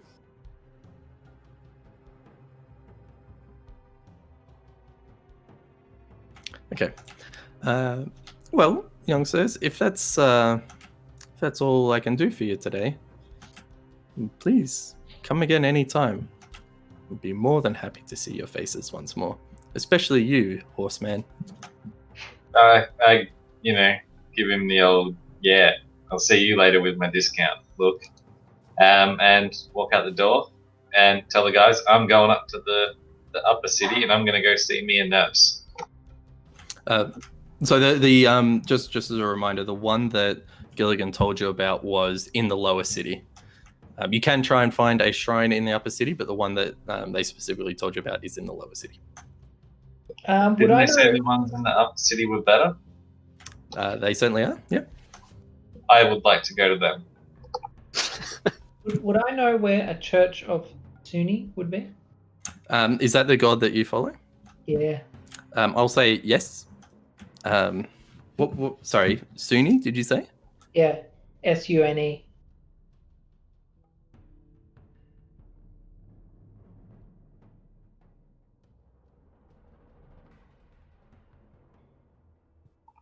Okay. Probably say as well, my intent's going to be to head back to the blacksmith when time permits. Sunni deity. Just trying to see. Ooh, Lady of Love, hey?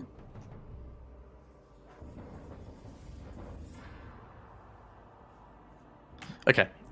So Sunni, at least for you, because your character will not have ventured much into the upper city, you would be aware of a shrine to Sunni and a place of worship within the lower city. Okay, within the lower city. Yep. Sure. So if you can, I'll say that you can choose to direct your party towards that if you think it's going to be of value to Rock. I'd probably just mention to Rock, I think there's Church of Sunni in the lower city that I follow, but you should go where you feel best. Are your gods any good? Well, it's the goddess of love, and I'm sure Yeah, they would. that sounds pretty good.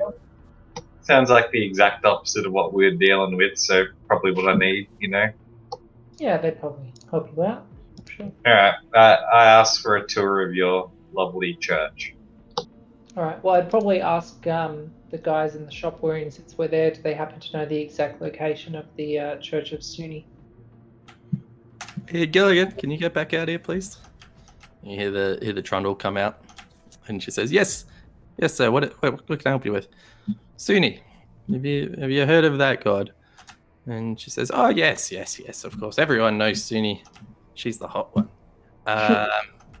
She's going to be around about halfway between the tavern, the Elf Song Tavern, and the bazaar.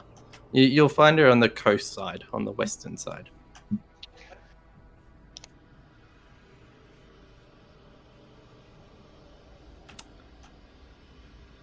I give everyone a nudge and start heading that way. All right. And let's stop at the blacksmith on the way because it's pretty close, isn't it?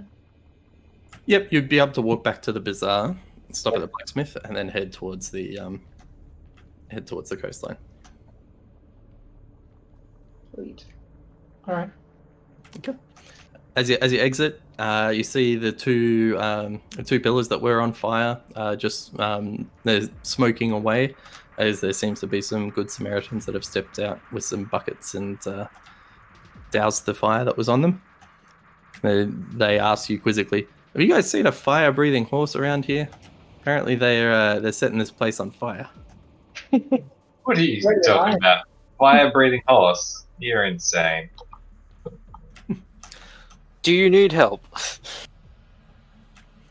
No, I think we got it all. We just don't want to live next door to a fire-breathing horse, so we're just trying to be on our toes. As you walk on further, you make your way back to the bazaar and in towards the blacksmith, back to visit the lady dwarf there. Hello, dwarf. And I say it really loud. She's banging away, looks up, turns to the door and sees you. "Oh yes, Mr. Short Cleric. Here, I've still got your steel here. It's in the corner." Yes. Look, I've got the money. Now, I've been thinking with the whole 10-day thing. We're adventurers and doing a lot of stuff with the Flaming Fist, and it would really help me out if I could get it sooner. Is there any way that we could expedite the manufacturing of this plate mail? Oh, I gotta be honest with you. Have you done much with plate mail? Have you done much with forging it together? Oh, I certainly haven't done any forging. But this, I need to be honest. If we're making this from scratch, this will take about a 300 day to build from scratch. Fortunately, you've got a piece here for me that's somewhat assembled, but to get the cuts right, it's going to take a bit of time. Now, I could get some help, but extra help means extra gold. Would you happen to have stock available of plate mail that you could substitute in for it? Maybe put it out the back or something that's more ready. I tell you what there. What did I quote you again? Initially, you said 500 gold. Can you roll a deception check for me, please? Deception. Wait, I thought I said 600. No, you said No, 500. you said 500. Ah, okay. Apologies. I was like, what? You meant to say 400. Yeah. Sorry, I thought you were trying to be deceptive. Yeah. Okay, 500. And that. Okay. I don't have any on me, but if you come back tomorrow, I'll see what I can get from my contacts. If they can get one down, that's going to be the quality that you want. We might be able to do a trade. Okay. That's great. But Yeah. I hold on to this one today. That's fine. Okay. All right. Thanks for that. You come back and you see Joanna tomorrow. All right. Joanna. Will do. She goes back to smashing away on the daggers that she's now building on her anvil. All right. Right. That'll be it. We'd be leaving and trying to find cleric for apples. Okay.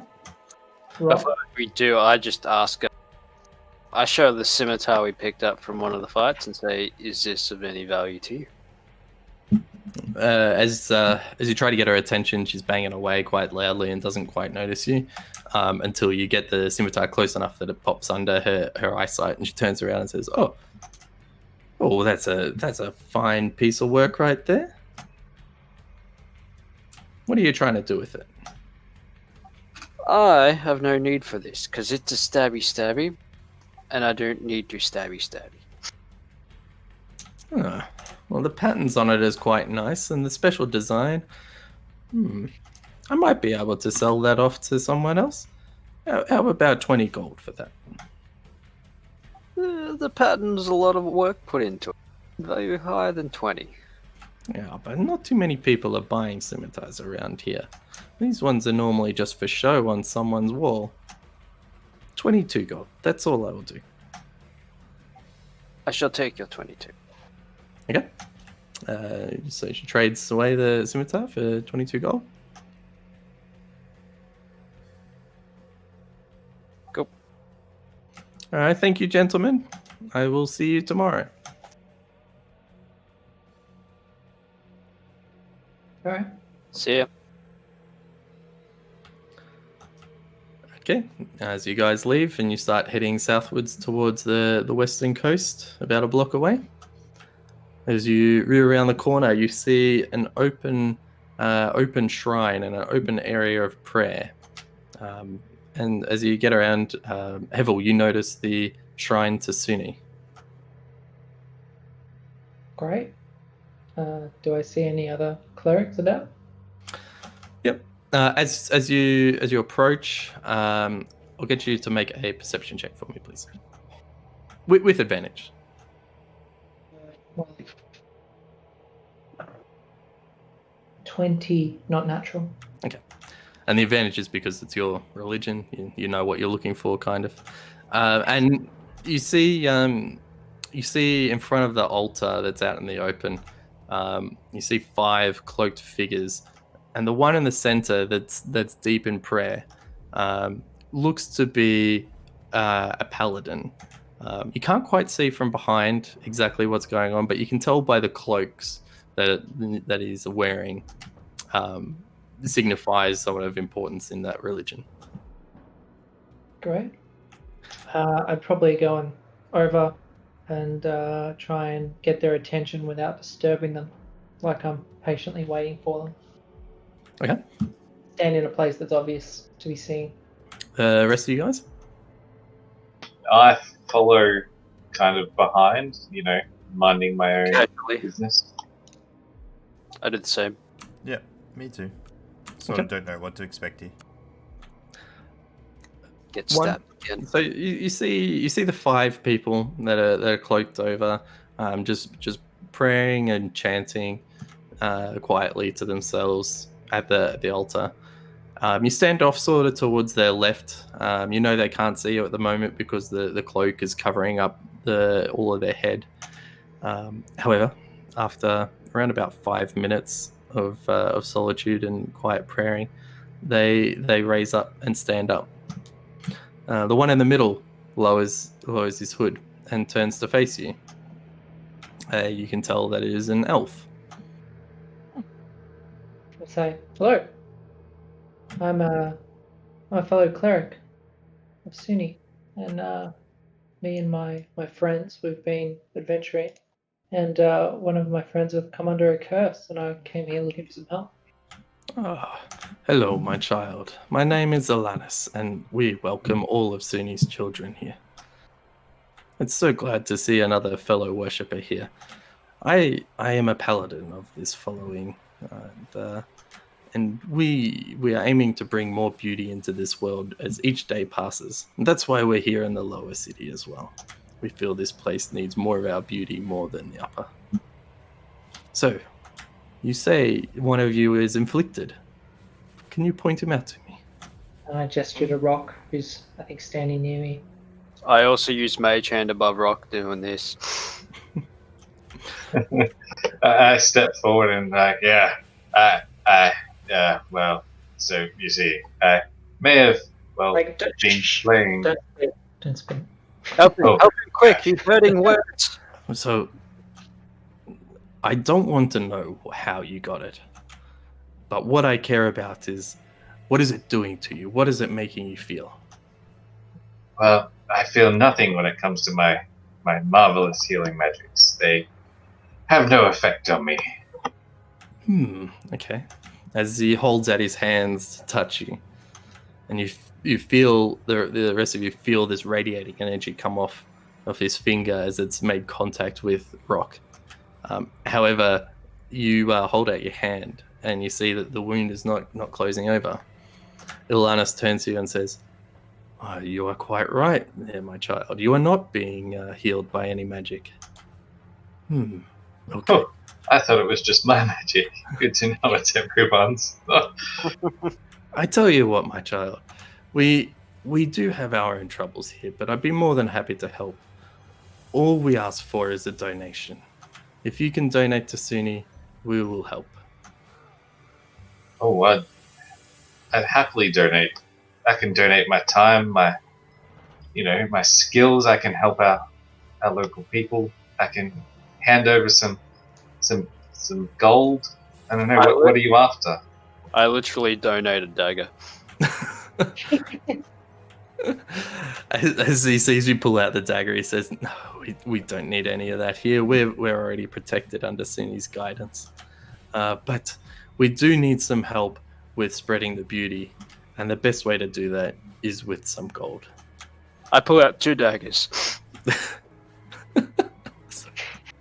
No, It's just like chug. I'll place 5 gold on their offering plate. Okay. Turns to you and says, "Oh, thank you, you kind dragonborn. I wish we had more of your beauty in this following. But still, we will help you. Thank you for your donation." And as he puts his hand on you once again and starts chanting, after a few seconds, you feel this energy release from you as what was keeping you down has lifted. Cool. I eat a good berry. As you chomp away on the good berry, you feel the same deliciousness and the juiciness of the berry as it goes down, this time giving you the full sustenance that you'd expect from your good berries, and heal 1 point. It only took me 7 good berries to heal 1 point, guys. As you see the hand that had been cut by the gnome is now closed over as the wound is healed. Was Thanesh also cursed? He was. Yeah, I woke up good today. His had a duration. Right. Rox did not. Okay. Oh, that's good to know. I was just lucked out there. Whew. If only we had a cleric that could, cure curses. I went through my spells before and I didn't see a decurse spell even in the ones I can learn. It might be a higher level. Yeah. clerics can learn remove curse, but it may be a higher level than what you can learn at the moment. Yeah. I think so. I hand over a big handful of copper, like 500 copper.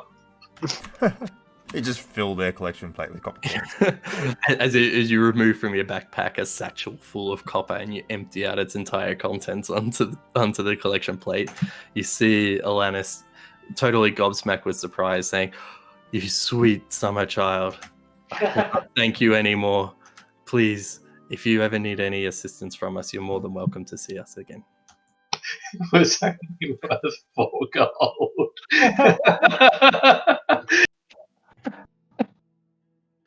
Alanis, can you tell us It's a anything shame. about the curse? Anything more about the curse that used to curse Rock? Oh yeah, we asked about that. What was it? What did it? Was it the poo?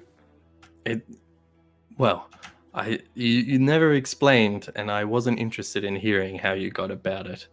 But if you must know more, you need to tell me what happened when you felt that sensation. Rock, Well- I'll let you explain. We were helping relinquish Baldur's Gate of a few more unsavory gods, and in the process, I may have defiled a relic, a statue of one of their gods, and well, by pushing it over and shattering it into 1,000 pieces. Okay. I can't tell you what is the exact name of the curse or why, but generally, followers of the lesser and more dangerous gods may want to protect their ritual areas. I'd say you've just tripped something that's affected you in such a way. You would have angered their god. Oh, that's good to know. That's not too Brilliant. bad. Good to know your powers are far, far better than those scumbags. And I start shuffling away because weird priesty guys make me nervous, and I'm a small boy. As they start praying and bowing towards you and saying deep gratitude for your donations and wish you on your way after being cured. Let me know. What do you do now? As a reminder, its time is probably around about 2 p.m. So mid-afternoon. I have the identification papers of Josso. Yep. And he gave us a description about where his house of nobility is, so I thought I might head over that way to see if I can find his parents' house and let them know of what happened to their son. Okay. And that they owe us a reward.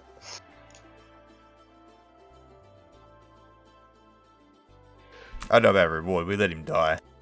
He said we'd get a reward. It's not our fault he Yeah, died. but he was alive at the time. His word was his bond, Artie. We have to make sure his parents live up to that. Sorry, I'm just trying to find the right page. One sec.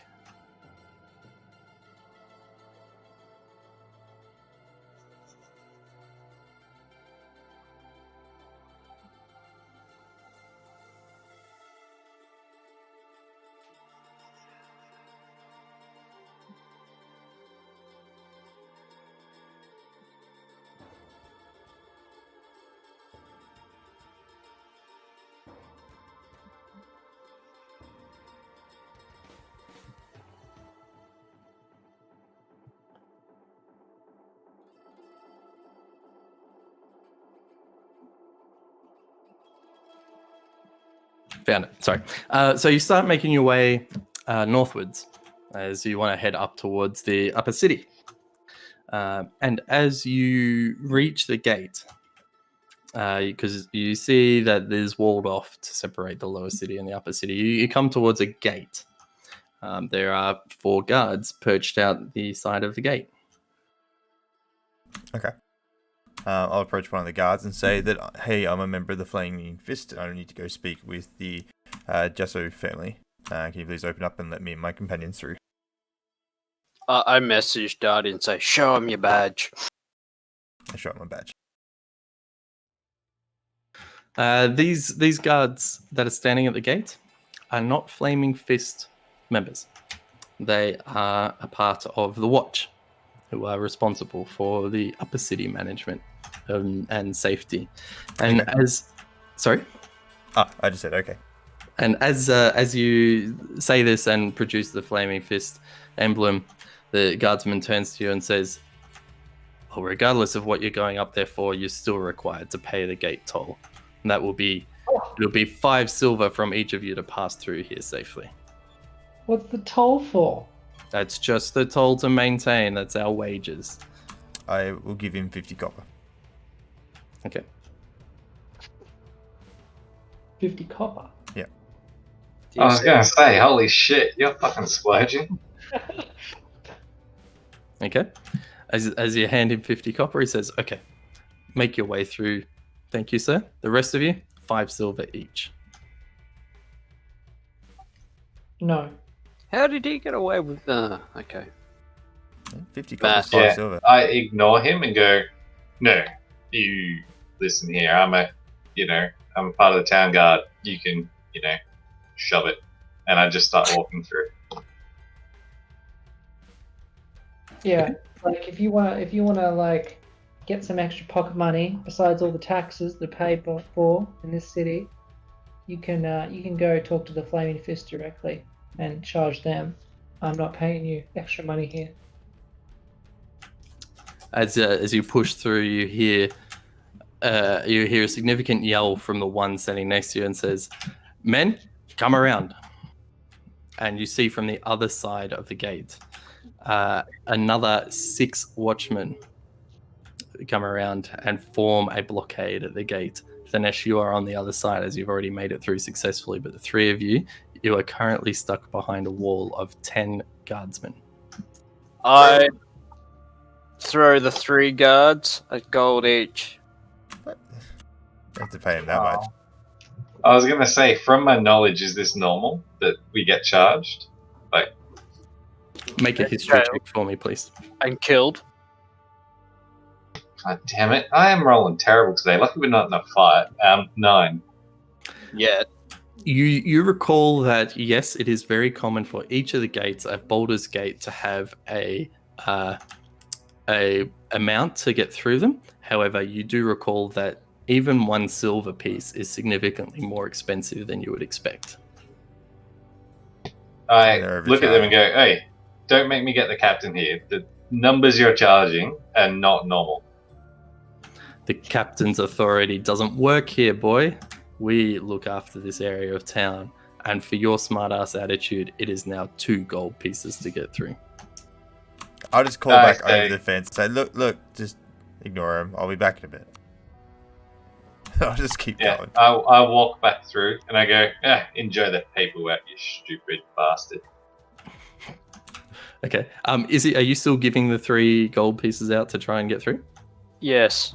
Okay. All right. They happily take the gold pieces off you and usher you through, while the remainder reform the wall as you pass back through. That was to help you 2 as well, but No, their problem is with this guy.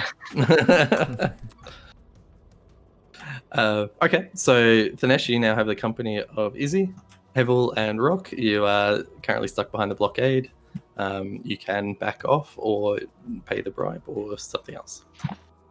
How much did Thanesh say? 500 copper. He gave 50 copper, which is the equivalent of 5 silver. All right.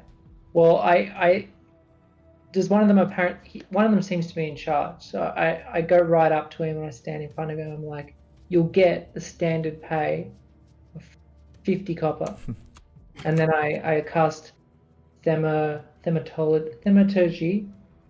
and I cause what do I cause? I cause harmless tremors in the ground for a minute. Okay. Can you please make a deception check with advantage? It's so gonna happen, Buzz. 13. So as you approach them, feeling the rumble underneath, and as you say your case and present 50 copper, the guardsman smiles at you, takes the copper and says, "Go on, go through, but your friend still stays here until he pays the toll." I nudge Izzy and say, just send Rock a message and tell him just to walk back out of sight. And then I'll summon Fip, and Fip will appear on my shoulder. And then I'll ask Fip to go and fly and land on Rock's shoulder. Like once he's out of sight. I message Rock. Whatever Darty said, that was long. I don't understand the point of what Darty said, but You'll sure. see. Okay, so you go back out of sight.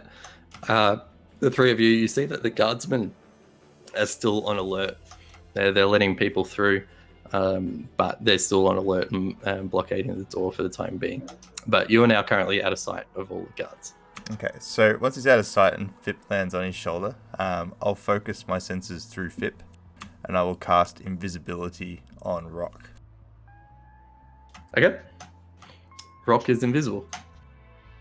Rock goes through and, makes his way through. Once he's on the other side, he picks up a rock and pips it at the guy and then scampers off. Without it count as an attack. Make sure it's a big one. Which Sorry. would It was You more had of a, invisibility? not an attack thing. It was more of a, you get hit in the neck and you're just like, what the fuck was that shit? Just to make him look stupid. Can you say that again, please? So, while I'm invisible, I go through. I could have just turned into a rat and made it through myself, but just saying. I go through, and when I'm on the other side, about to go around the corner kind of thing, I just get a little rock and ping it at the guy I was talking to. Okay. And then disappear around the corner before it hits. All right. Can you make an attack roll, please? I don't want to attack, I just want to annoy him. Yeah, but this is the way the game rules say. What bonuses am I using? Any? No, it's just you're throwing an improvised weapon. Yeah, improvised. Ugh. Then if there's none, I get an 11. So as you throw the rock, you throw with not as much accuracy as you expect, and you do not hit the guardsman. Instead, you hit the tip of the spear that he was holding onto, making a nice loud clink. The guard looks up, looks around, sees the rock has landed at his feet, but is unaware as to where it's come from. However, you have dropped invisibility. As I go around the corner, I yell, "Rock made it!" Yep. Okay. And then I join with the other guys. You all made it through. Very nice. Cool. Fip will just land on my shoulder and just stay perched there. Very good. As you make your way up towards more of the north, where, as you recall, Clem Jesso has identified where his residence is, you wander around the streets and you can't really determine whose house is what. There's not too much in terms of identifying factors, as you guys aren't really too common to the area of Upper City. As you're walking along, two watchmen, like two guardsmen that have been patrolling the street, stop you and say, "Halt! What is your business in the Upper City? Why are you here?" I'll just reply and say, "Hey, we're members of the Flaming Fist, and we are seeking the Jasu family to deliver them grim news. After that, we will return to where we were." Oh, okay. Jasso. Yeah, they're towards the northern tip, aren't they? They're right up against that northern tip wall. He says to his fellow guardsman. He says, "Yes, they are. Look for the big white stone fence that's on the northern wall." All right. Thank you for your help. And I'll continue on my way. As you walk on up, a bit more time passes. You get to the northern wall, and you follow the edge along until you get to where the 2 points of the northern wall meet, and you see a large villa that is surrounded by a white stone fence that is lined with hedges on the inside, and there is a gate man standing there next to the gate. Okay, I'll approach the gate man, and I'll say, "Excuse me, I'm a member of the Flaming Fist, and I seek an audience with the Jasu family members." Oh, okay. The Jasso family is not taking any appointments this afternoon. Normally, you have to make appointments ahead of I'll time. say they will want to take this appointment. Are you sure? Have Yeah, you and got I'll- anything to... I'll present the identification papers of Klim. I say it's regarding to Klim. I have grim news. He takes the papers off you and he mulls over them. Okay. Stay here 1 moment as he wanders off up towards the house. We're all dead. You know they kill messengers. Yeah. He goes in, finds out all the Klim family members, or the Jasu family members are dead. Well, XP. And gold. After around about 6 minutes or so, you see the man walking back towards you. And he approaches the gate and says, "Wait here. There will be some members of the family to talk to you in a moment." I wait. Actually, while I wait, I'll just send Fip over the fence and just have a bit of a scout around the courtyard area and just see anything that I can see from the outside without going into any buildings. Just sort of flying, landing in the odd trees, and just looking in windows, but always keeping an eye on the front door. I'm peering through Fip's senses here because when I see the family members returning, I want to return to my own senses. Okay. Roll a perception check for me, please. 11. As you land around the garden, you see it's quite well maintained. Everything seems to be in order. You notice one or two sort of workers in the garden that are tending to everything, so you can ascertain that there are some servants that do work for this family. As you're looking around, you can't quite see in any of the windows too much, but yeah, the house seems to be well kept from what you can see. And then after about 3 minutes, the front door opens and out walks three middle-aged, around about 30-odd year old adults. There's 2 females and 1 male, and they start approaching the gate. Okay, so I return to my senses and instruct Fip to come back to my shoulder. Okay. The 3 people approach the gate, walking with what appears to be quite pride and very straight backs, as you would expect from a patriarch family. And as they get to the gate, the one in the middle, the man says, "Who was the one who brought us this paper?" Raised my hand, said it was me. And you all claim to be from the Flaming Fist, is that so? That's correct. I show my badge. And I show my badge. I join the queue and show my badge. It's odd to see the Flaming Fist up here. Why have you got the papers of Klim? I bring grim news. Perhaps you would like to sit down. No, we're okay standing here. Please, Okay. tell us. Well, I'm sorry to report, but your son has been found deceased underneath the lower city bathhouse in what looks to be caught up in some sort of cult. As you say that, all 3 of them look to each other. And then in almost seamless unison, they start laughing. Full-bellied, outrageous laughter.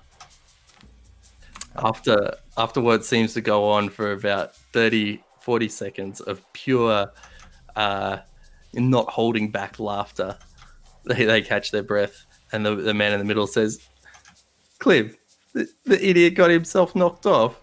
with the cultists. We told him that he would never return from the lower city. Oh, so this news is not new to you? You knew he was hanging out with these people? No, we're not. It's not new to us. But with that said, he was always the dumb one of the family. Oh, we're happy to see him gone.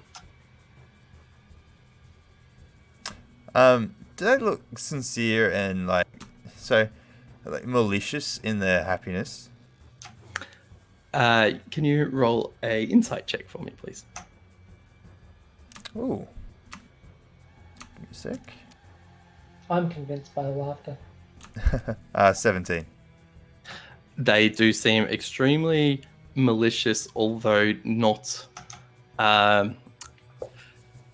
This obviously brings them joy. This news. Yeah. It doesn't seem like you don't get a sense of feeling that they have planned for him to die.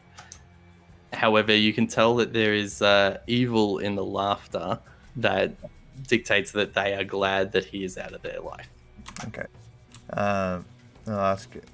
So these are around the same age as Clem, right? I'm assuming that I'm making the assumption here that these are his siblings. Yes.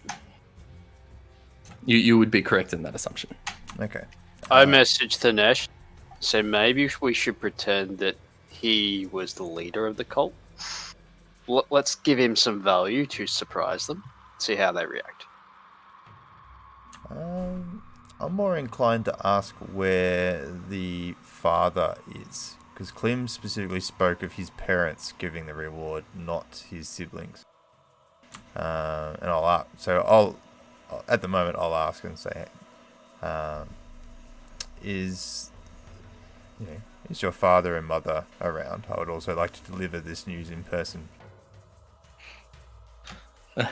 As you ask for the father, as you ask for the parents, their face changes to that of a more serious tone, and they say, "Well, we can't exactly get our mother for you, as she's now buried out back. But our father, he's out on business at the moment. He can't come to the door." And what business might that be? Surely he would want to learn of his son's passing as soon as he could. Rest assured, we will make sure that our message is passed on. But he is quite unavailable for the next few weeks. And Sounds where would he sinister. be? Sorry, Hevel? Sounds sinister. That sounds sinister. Sounds My like mother did. So they can just barely hear me.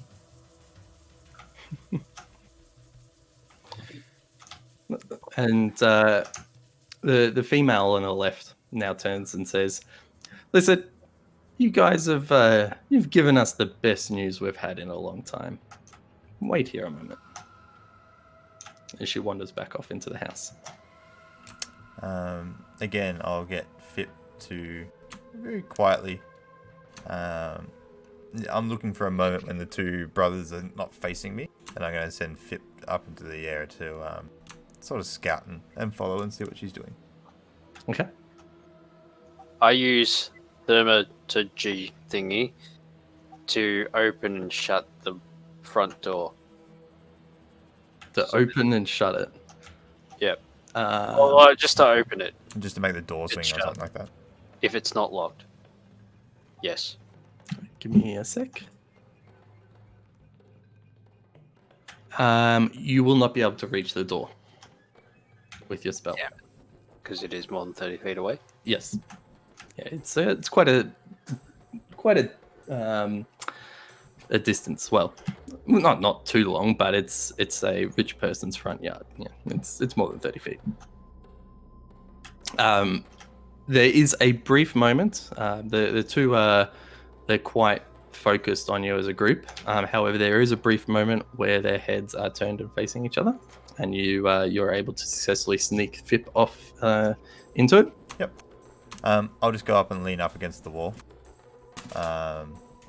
Sort of look back away. So if they ask me to do anything, like maybe my attention's focused elsewhere, and then I'll focus on Fip as he flies around. Okay. At this point, the ladies walked into the house. Are you aiming to follow in with Fib? Won't follow inside, but I will see if there's a window nearby that I can see in as best I can to see what she's doing. Okay. As you're looking through the door with Fib, you see that she, as the door's opened up, in front of you is a grand staircase, and some doors leading off to the rooms on the left and right, and one directly behind the staircase. She's walked up the staircase and is currently at a site that you can see from the front door. I'll find a window upstairs. I'll just pick one at random and just see if I can see in. Okay. Roll a perception check for me, please. 20. As you fly up, you see that there is one small window that doesn't have a cover or a blind on the inside. As you look in, you see this is looking into sort of a private chamber pot room, and its door is open as well. And you can see the lady has wandered in and has reached into a chest that is at the base of her bed. She is removing a purse. Okay. I'll just keep watch, and then if she leaves the room, Pip will return. Okay. After picking up the purse, she does turn and start heading back to the group. After around about 4 or 5 minutes, she is leaving the front door and is starting to approach the gate with what appears to be a purse in hand. Okay. So I'll return to my senses, and I'll just make Pip disappear for the moment. All right. She gets back to the gate. She hands the purse to the gateman and says, "Charles, make sure that these fine guardsmen take this and leave immediately."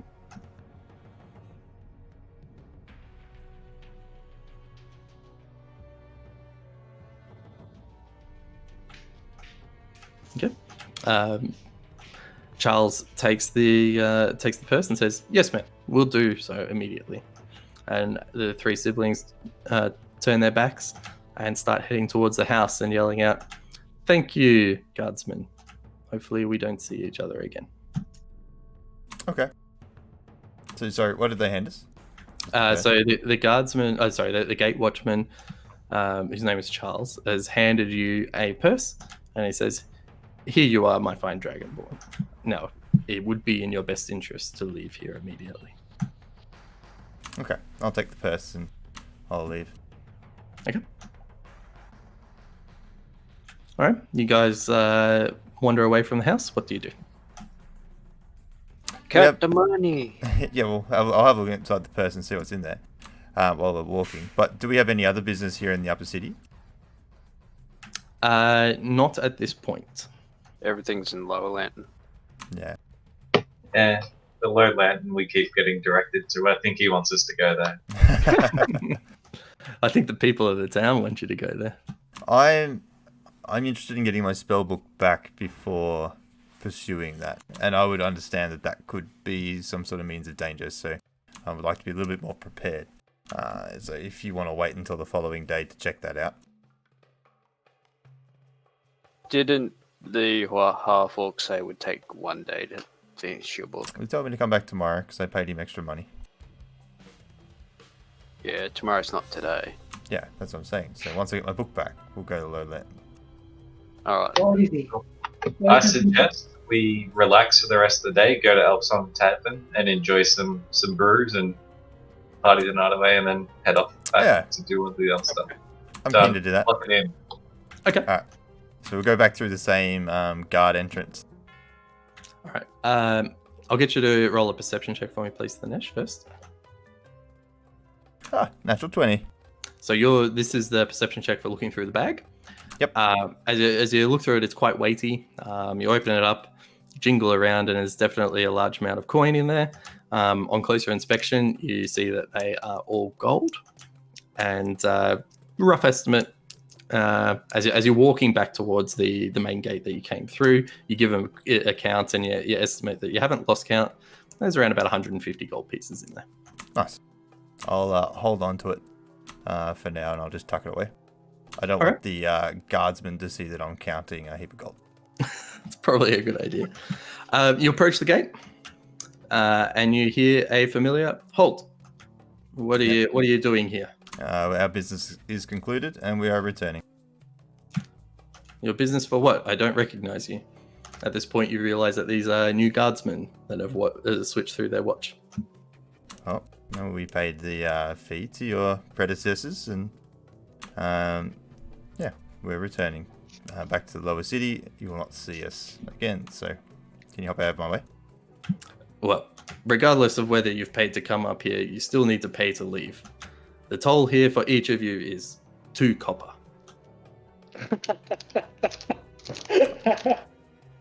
I'll say, No worries. do you know the people who were here beforehand? Do you know how big this wall is? Do you know how many people are required to guard it? It's 2 copper to enter. I'll hand in the 2 copper, and I'll walk to the other side. So, Oh, Shoot it and say, "You don't understand. They charged us 1 copper last time, but you're lucky I'm generous," and hand him 2 copper. Okay, so you all pay 2 copper to make your way through, pay the toll, and with that you head towards Elf Song Tavern. I believe that's what you guys. I was gonna question them about the predecessors, but after Rock's comments, it's like, ooh, okay. Don't want to make him out to be a liar. So, alright, back to the Elf Song. Okay. With that, you guys arrive safely to the Elf Song Tavern. Now, do you want to end there for today, or what is your goal in Elf Song Tavern? Sorry, is it just to booze and relax and wait till the next day? Relaxing. Maybe probably play a little bit of the gambling. What was it? Boulder's Bones. Yep. Yeah, Boulder's Bones. Okay. I'll ask, do you guys want to RP that entire session, or do you want it to sort of breeze over with time and get to the next day? I'm good with breezing over the. Yeah, breezing Carry over. on. yes. Okay. Those of you that are gambling. yeah. Rock has no interest in it once again. Okay. Hevel, are you gambling? No, I don't gamble. Okay. I'll get Izzy and Thanesh. Can you please roll a d20 5 times and tell me how many times are above an 11? They sound like poorly stacked odds. I just threw 4, and I won't move the camera, but I got 9, 9, 9, and 4. I got 2 2s in a row. And I got a 15. Okay, so you got 1 above 11? I got 2 above 11. Okay. So We suck, Fuzzy. with each game you were betting 2 gold. You lost 4, Thanesh, and you won 1. Izzy, you lost 3 and won 2. So you lose 2 gold. Thanesh, you lose 6 gold. So Izzy loses Wait. 2, I lose 6. Is that correct? Did I do that right? So I'm betting 2 gold each time. So Yeah, I yeah. lost 4, so I would have You- lost 8 gold and then earned back 2. Yeah, so I'd you're be at 6 gold down. Yeah, so you're 6 gold down, and Izzy is 2 gold down. Yeah, that's correct. Yeah. Okay, but as the night goes on, you hear the elf song get played, and Thanesh, you do recall that it is the same song that you heard the first time when you guys were in Elf Song Tavern. A few people still looking around quizzically, but nothing of interest else outside of that. You find yourselves quite watered, quite well, and you got plenty of food. You head back towards the guard lodging. Awesome. Do we want to say we all take a long rest and then we can pick it up from the morning next time? Yeah. Rock does his usual paranoid stuff and sets his trap and goes to sleep. Get a hit done. Before you do any of that, hang on a second. I need to get to a page Fucking on a book. die. Thanesh, Incoming death. Yep. you enter the house, and your priority is to go to the toilet.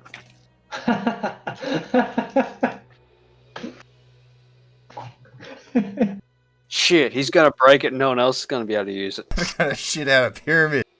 Wait, no, there isn't a toilet. You said it's a room full of chamber pots. One will do. What do you do with a chamber pot? You go to the toilet in it. Something's gonna grow out of it. Yeah. He's gonna be shitting trees.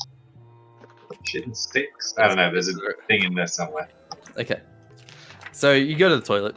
It's Crap in the woods. nothing of nothing feels obscure in terms of, it's all quite a normal Normal passing. normal bowel movement. However, after a minute,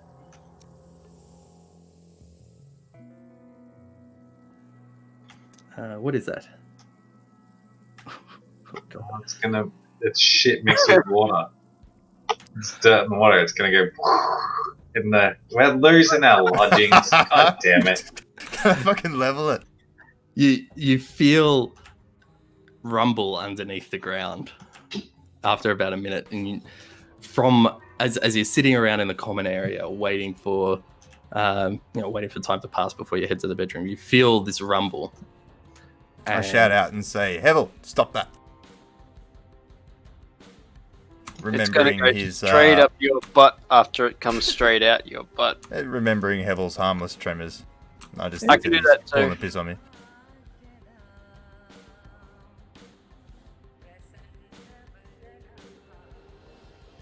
Sorry, I should have had this prepared, but I didn't know what you were going to roll. That's all.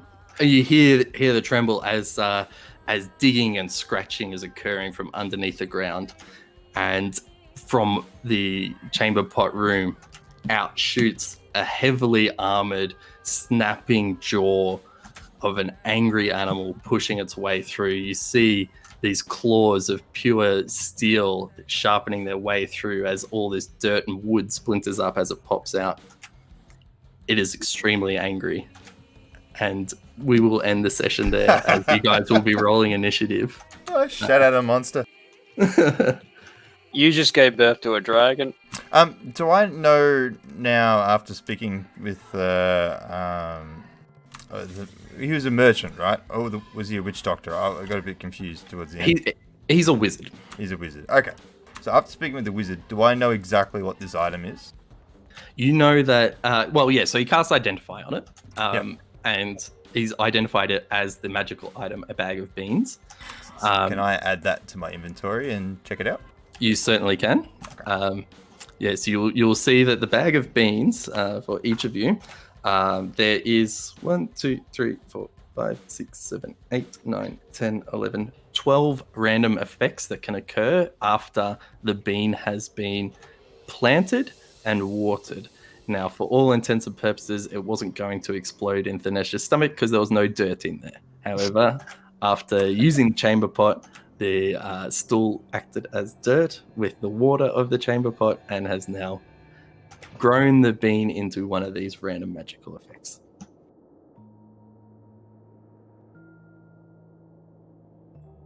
Lucky it didn't happen in your bowels. Holy shit, these are actually some really cool effects. Oh, what are you reading them for? You're spoiling it. Well, I know what they are now. Exactly. You don't want to know what they are. Alright, I just skimmed over, I didn't read any detail. I will not read any more. I know that I need to plant them, so we're going to go on a forest journey and plant a shitload of beans and see what happens. Nah, fuck that. Let's just plant them randomly in encounters and bail.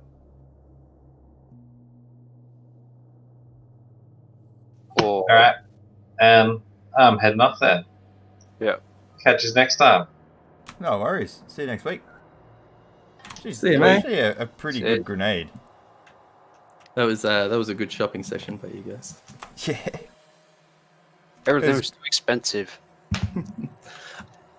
Or also, I'm not sure if they're Australian public holidays. Hang on.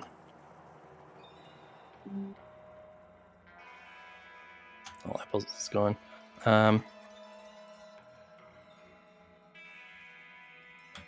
There was, I know Canberra has a public holiday coming up on the 1st of June and 8th of June. Is 8th of June Queen's birthday? Is that all you guys as well? Queen's birthday is Kel's birthday. Oh, okay. Yep. So that I'm Monday. not sure what I'll be doing after that. Or Oh, that okay. I would probably say that I would be busy.